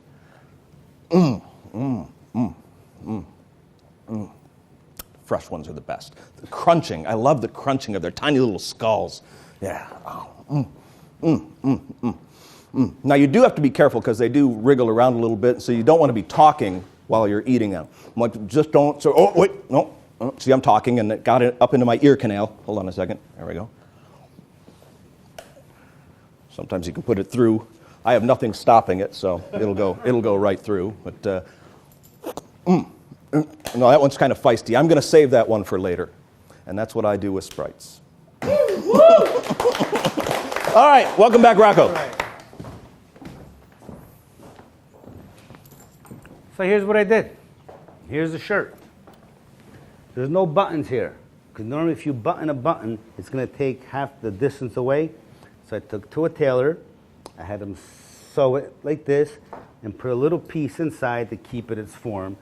So this is pretty much a perfect shirt to sleeve, coins, gone, to retrieve, things. You still have your entry form. Now, I guess I'll show you, so you can sleeve with a jacket. Now you can do this, look, I'm never gonna use my sleeves, look. And it's gone. It locks it right in until you release your sleeve, and then it comes into your position, and you can put it into this position. So this is the way to get your shirts prepared. The buttons aren't attached here. The tailor sewed it so there's no buttons, so you have this opening, and this gives you perfect ability to sleeve whatever you want. Like, for example, let's take a $50 and turn it into 2 quarters. For some reason, I know people love that trick. All right, look, here's a $50, okay? See the $50? Even a $50. See the $50? You can do a couple moves with it, and then here, and you split it into 2 quarters. $50 into 2 quarters. Here it is.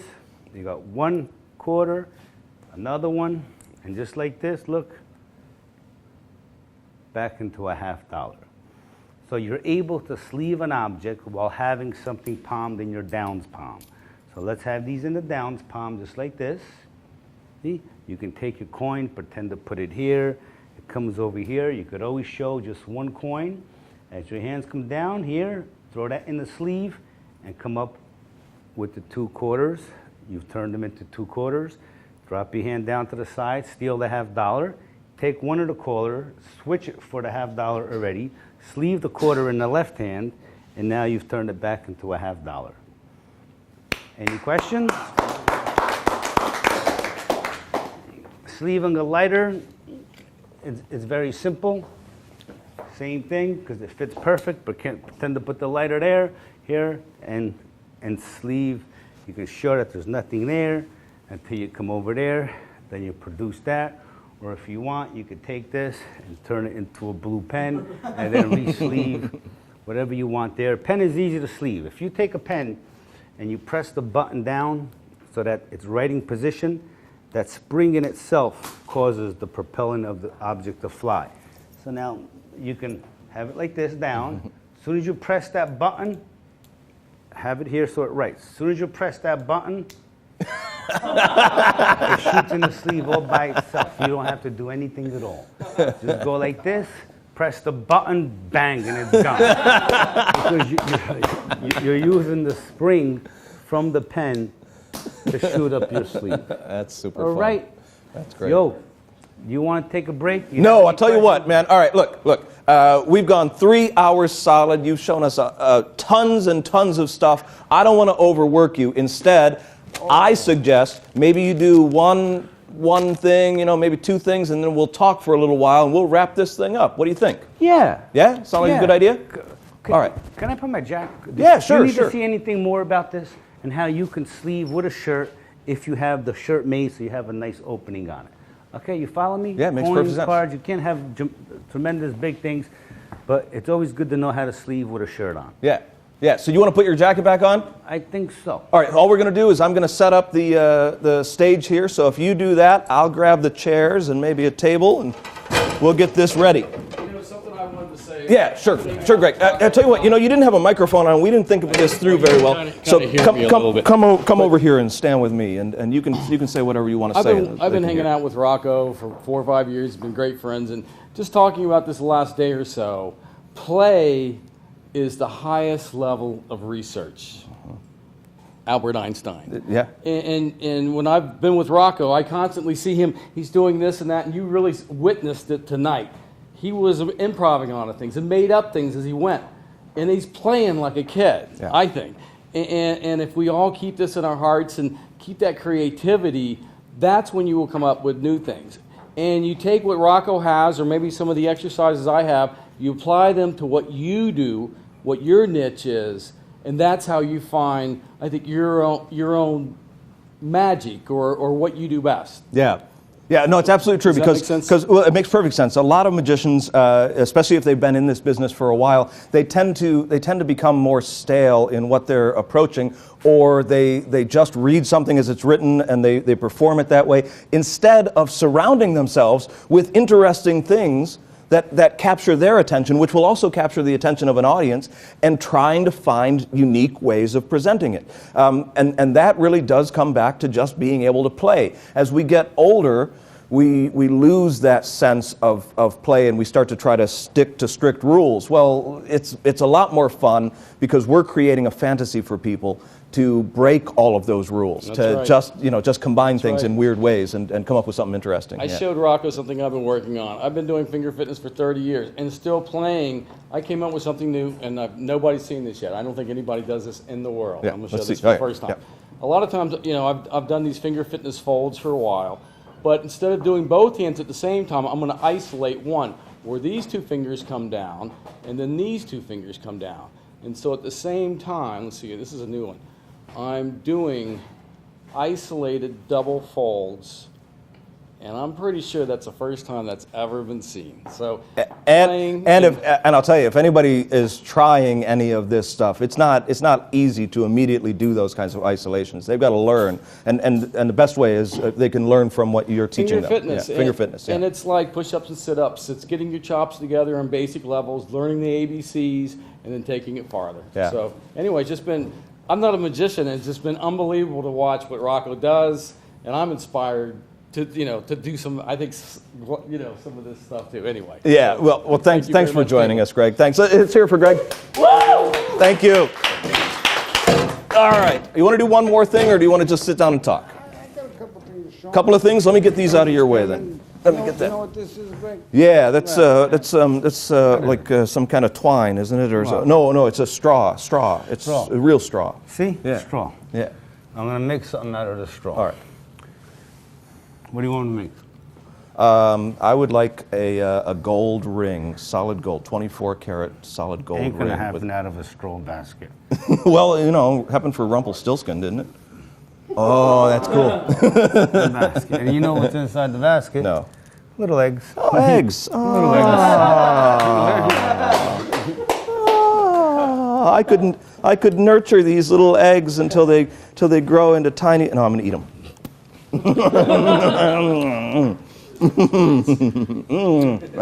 These are good. You want one? Dan, do you know what this is? They taste like sleeve, though. You know what this is? What's that look like to you? Any idea what this It looks might like look like? it looks like a flying saucer, but it's Flying too small. saucer. Any idea what this looks like to anybody? What this is? Yeah. What was that thing? You don't know? Can you see? I'm going to show you. Look, ready? Oh, it's a battery. Battery. Yeah, it was kind of like it was smaller, Smaller. before. Yeah, was that like a miniaturized? No, Yeah. I just took a cap off That's from, cool. from a battery. We have this in a sleeve. I don't know what it is.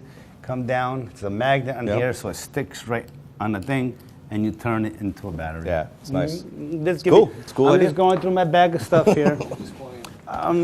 There is a trick I want to show everybody. All right. Because this is the kind of beginning of sleeving was Emilio Jarro. Yeah. He did a sleeving move, and people ask me all the time, can you do it?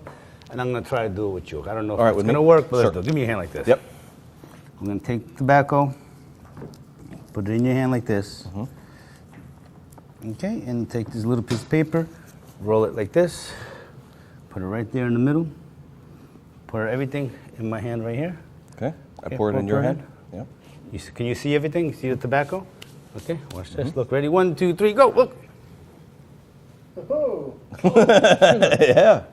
And that's sleeving tobacco. Right. And if people don't want that trick, you could drop your hand down, take all your tobacco back, put it back in your hand, and say, here's your trick back. Yeah. And you're clean. That was an Emilio Jarro trick, the beginning of sleeving for me. Very cool. Very cool. Yep. I can't applaud. I have. Well, wait a second. Let me, there we go. all right. Can I show them another trick? Yeah, should I do another trick? I'm going to get my notes here, and then we're going to talk. Ideas to help them stimulate their mind. Look. Come here, I'll show it to you. All right. And then you have a bunch of stuff we want to talk about? Yeah. You sure we're still holding people's attention around think the so. world? All right, look. What am I doing? You're dropping staples into your hand. Yes, I am. Yes. See him? See him? Staples in my hand. Can you see him? Yeah, I can see him from there. Look. Oh, these guys can see just fine. Here, Yeah, put, they're good put at that in this. your hand. Yep, sure. Okay, look, I got the staples right here in my hand. You see? Yep. Watch this. Watch this. Just like that. Wait a minute. Look.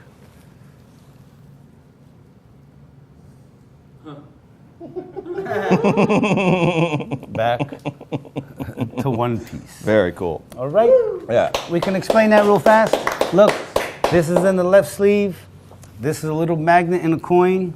So then when you sleeve all your things here, this is in the sleeve. Drop your hand down. All the staples stick to this. Sleeve the coin, and then just come and produce your staples and your restored staples. Super fun. That's a staple idea, all Yep. right? Are we done with ideas? Well, that's up to you, but I think that we might want to just talk a little bit. Okay. Do you want to just talk a little bit? Do they want to hear me talk? Yes, I think so. We've got lots of questions to be answered. You see what my So, sunglasses were, Greg? My sunglasses. oh, your sunglasses. I got them here. You got them? Yeah.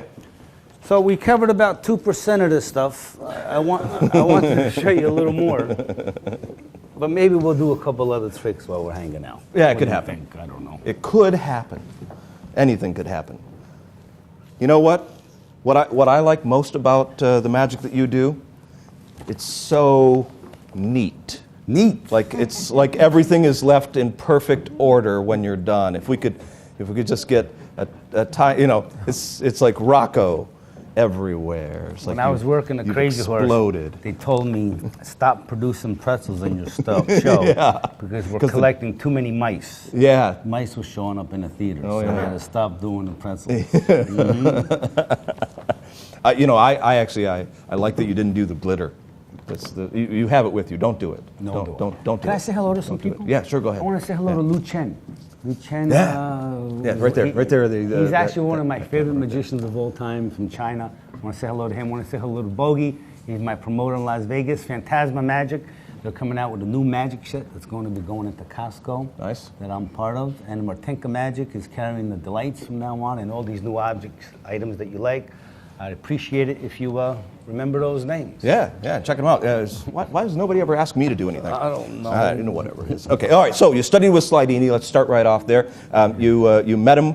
Now, was he the guy doing the Slidini silks when you were 19? Was you ran into him working a restaurant gig, or somebody else? Was somebody else? It was a student of Slidini. A student of Slidini's was performing them at that He now time. works for the FBI. He gave That up guy. magic. Yeah, Have you stayed in touch with him? Yes, I have. Because one thing that I know about you is that you wanted to be a spy. That's right. Right? That's right. That's right. I was 19 years old. I wanted to work for the Secret Service. And you studied, studied 19 criminology years old and studied criminology, right. to join to be a spy. Yes. Now, I'm not 100% sure that you're not. Nobody should be. Right. 100%. You cover? could, Do I look undercover? it's a good cover, but Can you get a picture of me and Dan? Can you get a picture of us right now and send it to me? All right? yeah, he'll get it. Yeah. Get a picture of us and post it right now while we're doing Right this. now, while we're posting. So when did you? Yeah. You got it? You got it up? When did you meet Slidini finally? I was 19 years old. I went into a restaurant to have dinner, and there was a guy doing magic there, Yeah. a student of Slidini. I took 10 classes with him. Then I went to some lectures, and I ran into a guy named Bill Wish, who was lecturing on Slidini magic. Yeah. I took a couple lessons with him, and then he called up Slidini, and he had me set up a meeting with him. And Slidini said he never met anybody who was crazy about magic as I was, and he took me on as his last student, and he taught me a lot of techniques on sleeving and lapping. And when you were studying with Slidini, you had to do exactly what he said. You couldn't veer off and use your own imagination. It was his way or no way. Right. If I showed him an idea, I liked it, that was great, he wouldn't like it. If it was not his way, because he was set in his techniques, and a lot of his techniques were you had to sit down, you had to be at a table, absolutely. But now I understand what that meant, because when I went to study with Slidini at first, I said I want to learn a couple tricks, basically because I want to meet girls, I want to impress girls. He said magic's got to come from the soul. I didn't know what that meant back then. Right. Just teach me some tricks. I'm doing coins to the table. I'm fooling everybody. I come show it to you, and you shake your head. Oh, you do this for people? No good. Well, no good. I'm fooling everybody else. Right. It had to be done a certain way, his way. because magic is a reflection of who we are. And it's art. It's a reflection of ourselves. It ain't just doing a trick.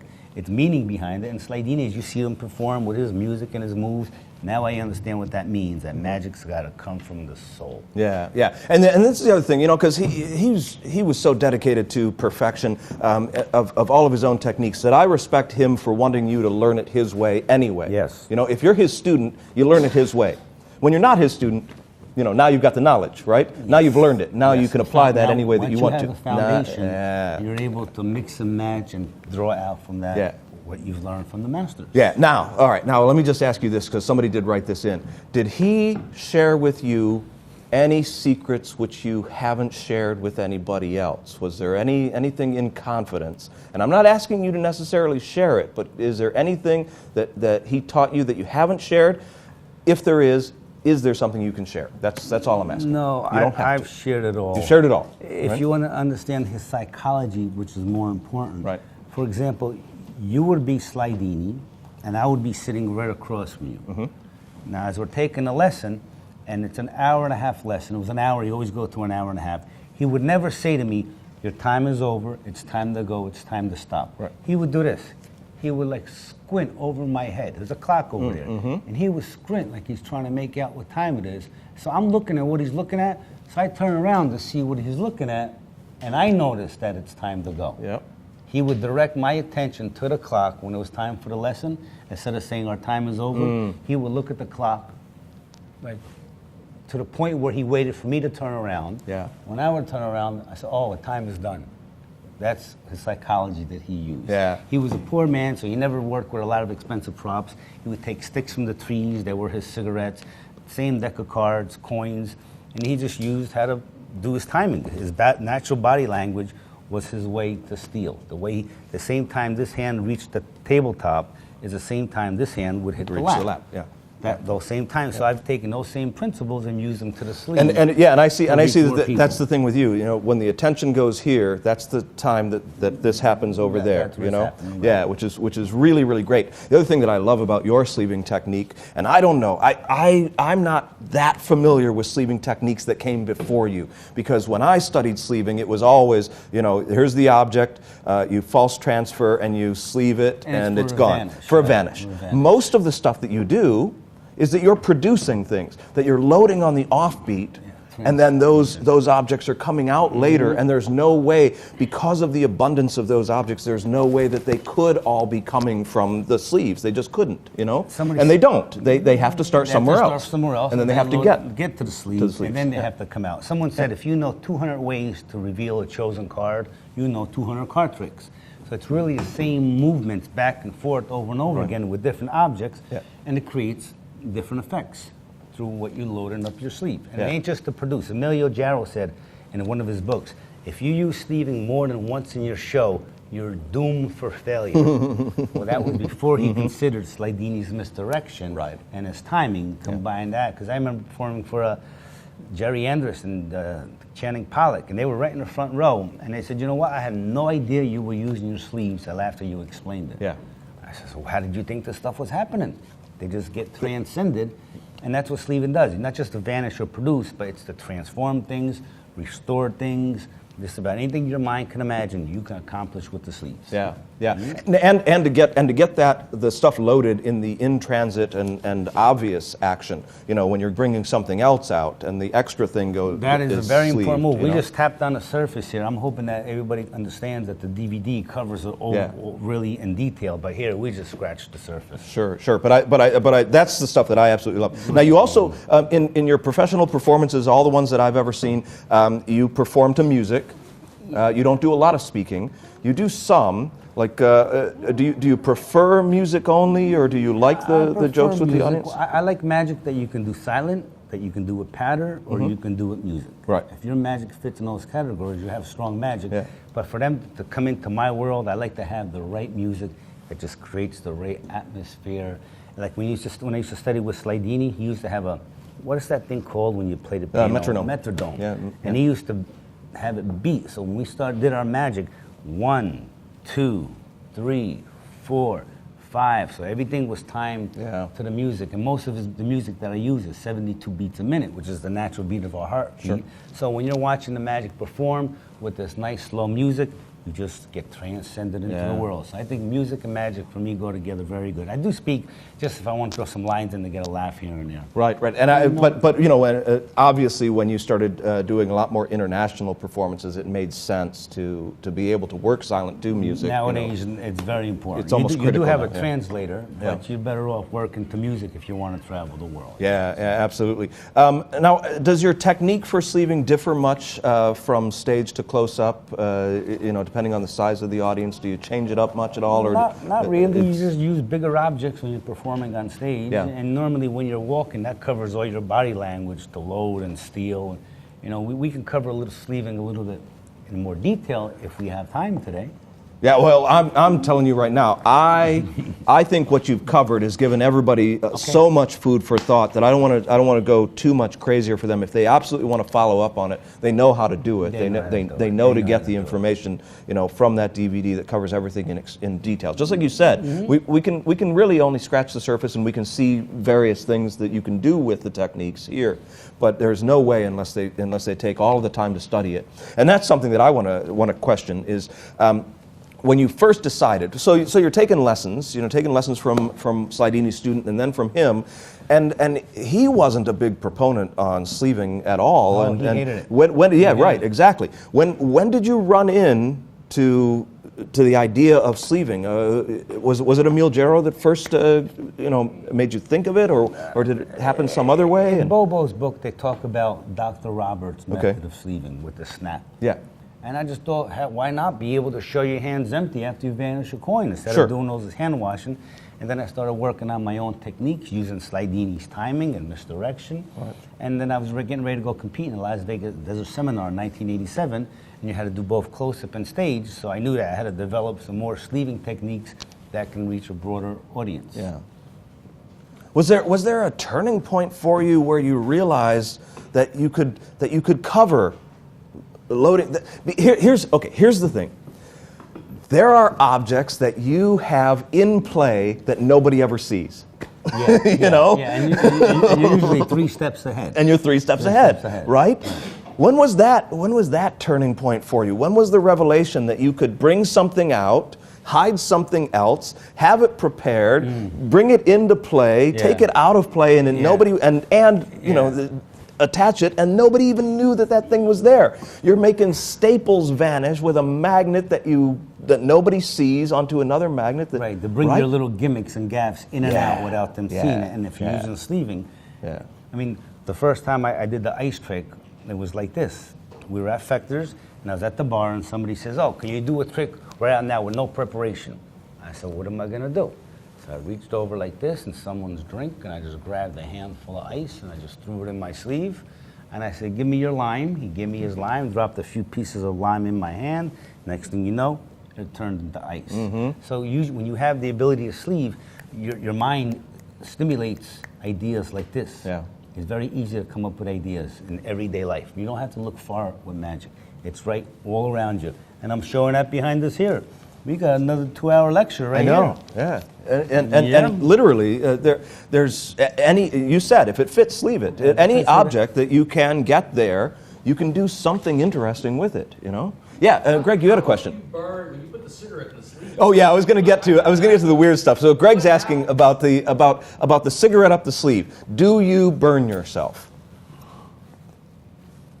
No. Not so bad. Not too bad. But you have. I know you have. I have. Right? I have. I did a lecture in London, and I vanished a cigarette, and then somebody asked me a question. I started answering the question, and then somebody said, "How do you make that smoke come out of your sleeve?" I said, "Oh, so if you vanish something lit, you can't leave it in there too long because it's going to burn you eventually. Yeah. But if you take a lit cigarette and you put it on your hand, You can live. Sure. So that's the same way in your jacket. Unless you have a silk lining, then it's going to burn it right away. Yeah, right. It's all just a matter of control and having the guts to do it. And then also when you do burn yourself, you just can't react in front of the audience until later. And then And then you put a little something on it. We've done everything from magic, man. Yeah, exactly. I mean, I used to do. I'm not suggesting anybody ever does this. I used to do razor blade swallowing, and you'd cut yourself. You'd cut yourself if you do it, and you just go on. Nobody has to know. That's right. So, okay. How about if somebody is getting started in sleeving? Like they're watching it right now, they've never tried it. And you did me a little beginner class here, which is what I think important for them to see.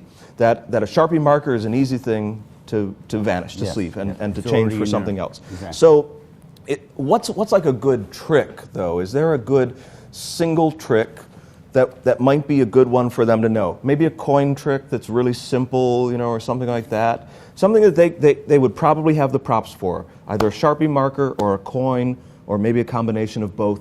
And it's a very simple trick that would make sense to them. Okay. What would be a good simple thing for somebody to start with? We'll make one up right now. You want to make up a simple one? Okay. Okay. What do we have? Okay. We'll take these 2 pieces of gum. All right, 2 pieces of gum. No. One. One pieces of gum. 1 piece of gum. 1 piece of gum. English is my second language. This one I Do you know my first language? I've done this joke so many times, I can't believe I'm doing it to you. Go ahead. What is it? You want to hear my first language? Yes, I do. Yeah, okay. That's funny. All right, let's try this. This is an easy trick that they can do. Okay. Man, I know I've seen you do some tricks with gum. Yeah. But you're a clever guy too, man. You're a clever guy right here. Okay, look. Yeah. Take a piece of gum here. Mm-hmm. Okay. Mm-hmm.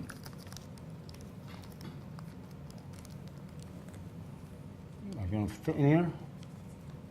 Yep. Yep. Yep. Okay. Push it down a little bit. Sure. Okay. Push it up a little bit. Right. Yep. No, it doesn't matter. Yeah. Because it fell out. That's actually kind of cool, though. It is kind of cool because it happened anyway. And that's right. Yeah. And there you go. It happened anyway. And that's the thing. I think that's actually a good point in showing that trick.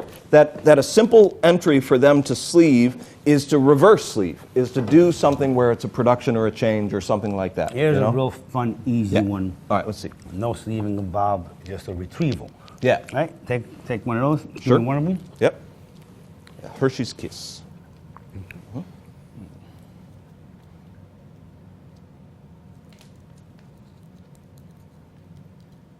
What'd you say it was? A Hershey's Kiss. Is it? Yes, it's actually a legitimate one. Yep. Made by the fine Hershey's Company in Hershey, Right, Pennsylvania. Exactly. And the paper are making it very thin now. It's not like they used to be. No. See? There. Throw it away. You don't want that. That's the part. What's? Okay. Yeah. Watch Okay. this. Okay. It's kind of a little bit messed up. That's all right.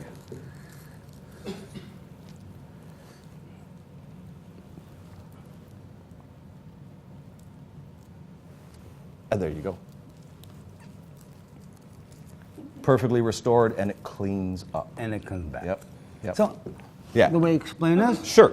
this you just load it up your sleeve. Load from up the your beginning. sleeve and start. Yeah. Now the problem with Hershey Kisses, I noticed the aluminum isn't as strong as it used to be 10 years ago. Right. They've cut out, maybe the aluminum is made in China also. Nope. There it is. Open it up.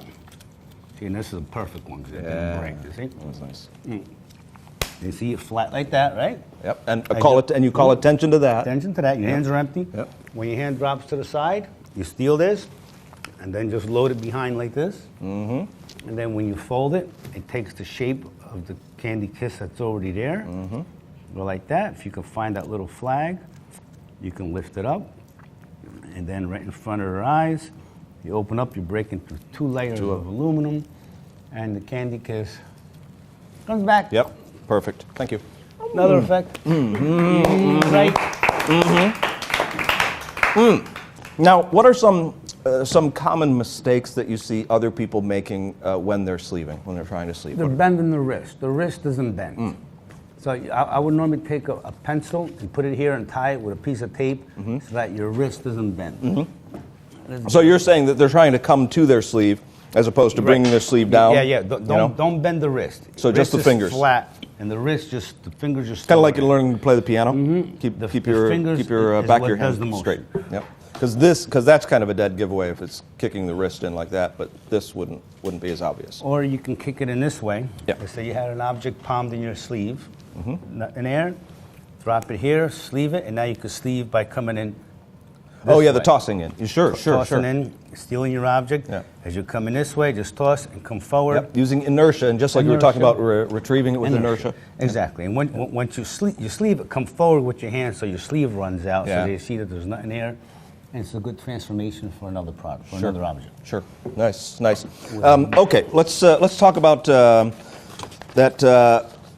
When you were growing up in New Jersey, you were a first generation American. Your parents, I'm second generation Italian.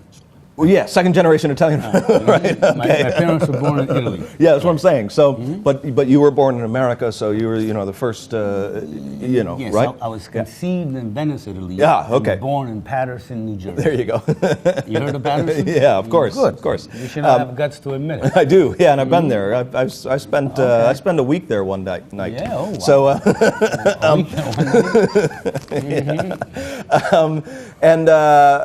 so your parents spoke Italian. Yes, fluent. Your first language was Italian, correct, and you spoke Italian at home. Correct. And so you found it difficult to relate to everybody as you were growing up. So there were a lot of things that you were trying to do. Like I know that you were in the shoe business because that your dad was. Yeah, how'd you know that? I'm not the only one that's got credentials. But you had to give that up. Eventually, because you couldn't have, polish and other problems with your hands, and that you were into baseball and some other sports, but you broke your thumb. Yeah, I Right? broke my thumb, compound fracture. Yeah. And you've actually found that, however it was reset, kind of helped a little bit. See how the thumb faces that way? Yeah. So I can do It's got a little crook to the side. So my yeah. fans that I do are normally bigger than most fans because my Because your thumb goes further faces to the other way. that direction. Yeah. How'd you know that? I just know things. I'm psychic. right. Right. So then, so when you started getting into magic, did you find that made it easier for you to relate to people, or did you find that was still a struggle? Like it wasn't necessarily the most natural way to communicate with people. How did you find that worked for you, or did you have to develop a rapport with your audience through magic? What was it? Just immediate, like they took to you, or? I think if you have charismatic personality, which I'm sure everyone does, people should take on you like this. Yeah. Once they like you, you can't do no wrong. Yeah, Even but I if you do make a know mistake. that you tried out a few different characters that didn't quite work for you, that they weren't close to who you were. Yeah. Yeah, like a gangster character, Yeah, I did right? an act with guns in the beginning, machine guns and stuff. Right. And did it play okay or didn't really I work? only had a year experience doing magic, so I didn't understand. So it didn't. it. Yeah. So I you were didn't just trying understand something. An audience, Yeah. right? And then one that I find that's really interesting, and you actually like used this one, was kind of a horror show. The Razor Right? Blades, the Rocky Horror Yeah, Magic the Show. Rocky Horror Magic They were Show. real razor blades. Right. I mean, both you and I did real Yeah. razor blade swallowing. I'm not You going did- there you did again. too? Oh, No, me yeah, neither. for I real. got scars all over my body. Yeah, that's from doing it's that. I crazy. thought it was worth it at the time. Yeah, no, it's not worth it. So I'm doing there it are all. much better fake But you methods. should go than- watch it online because I bleed to death on stage. Can we get it Yeah, online? It's online, YouTube. Yeah. Yeah, we got Rocky Horror Magic Rocky Show. Horror Magic Yeah, Show. the All right, I'm razor going to look blades for with it. the blood ending. Yeah. Did you ever see that? No, I haven't seen it. I want. No, that was the Rose Act. Yeah, the Rose Act. In Yeah. 1987, Yeah. I did the Sigmund Roy thing. Yeah, and it's award winning. That was the Golden Lion Award right, that yeah, you got 1987, way back right. then. And when you look back at that stuff, I mean, what do you think of that act? Pretty good for a kid, Yeah, right? yeah, no, it's But not still good.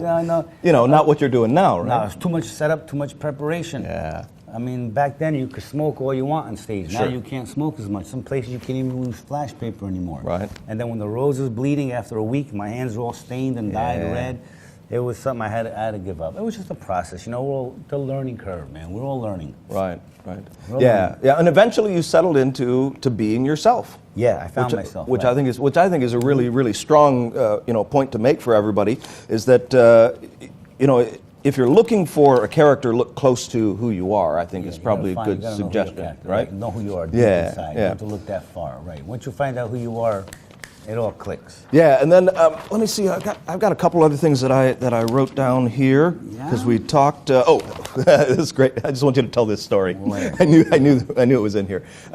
Because I asked if you had any kind of like funny stories, and you wrote down a really great one. Okay, when you had some Jehovah's Witnesses come to your door. Yeah. They come to everybody's door all the time. And I've done some funny things with them when they come to my house. What did you do? Tell everybody what you did. I always welcome anybody that talks about the Bible that comes to my house. You know, they're thinking on the Trinity, but I respect them. And they came into my house and wanted to talk to me about the Bible. And I said, it's great. Mm-hmm. It's great. And I said, well, I'm a magi. And they said, what is a magi?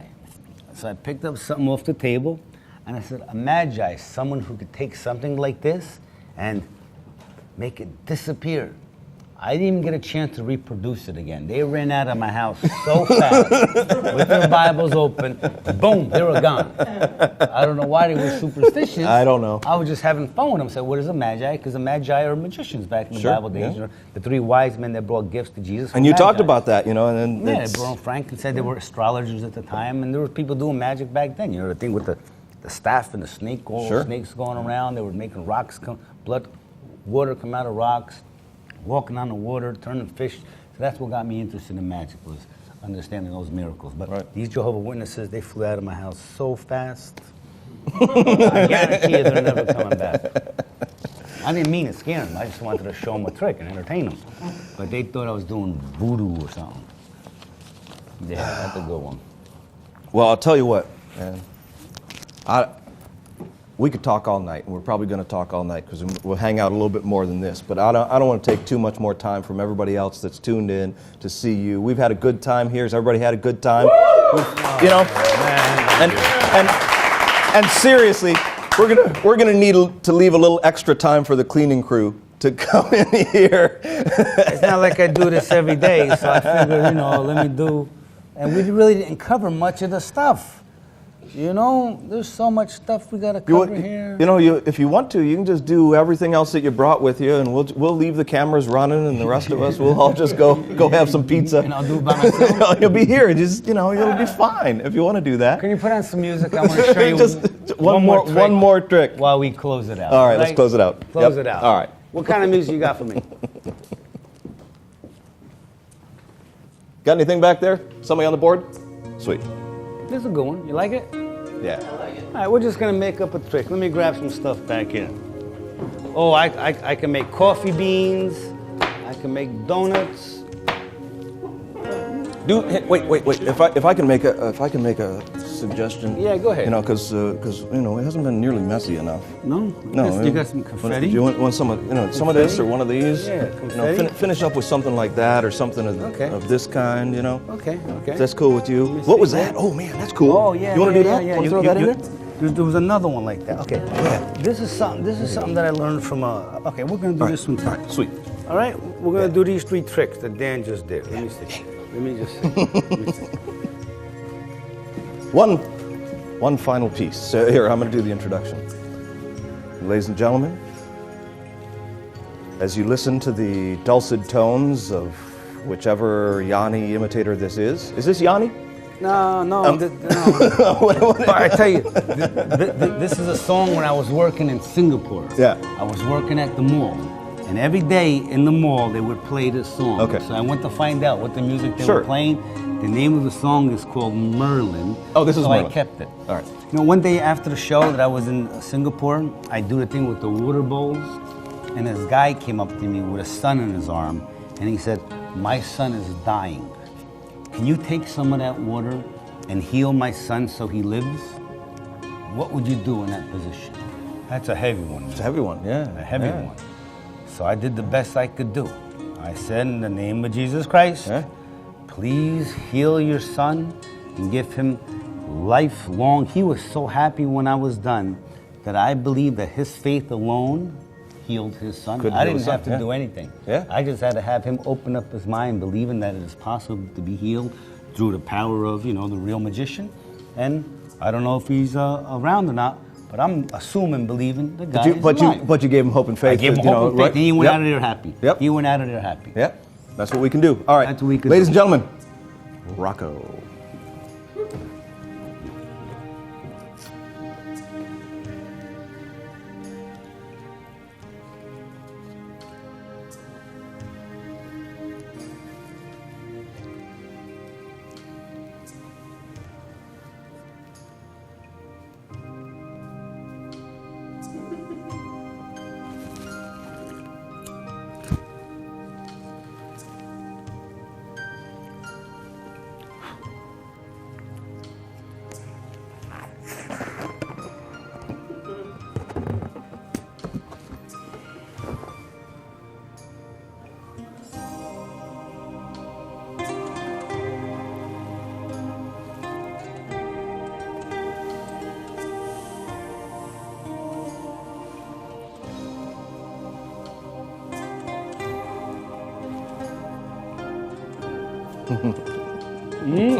My marshmallows, right?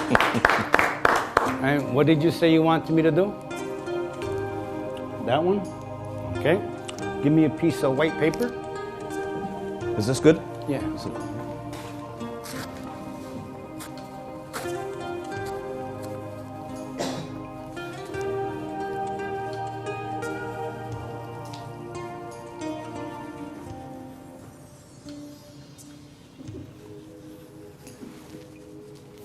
And you wanted to make a little bit more of a mess. Yes. All right,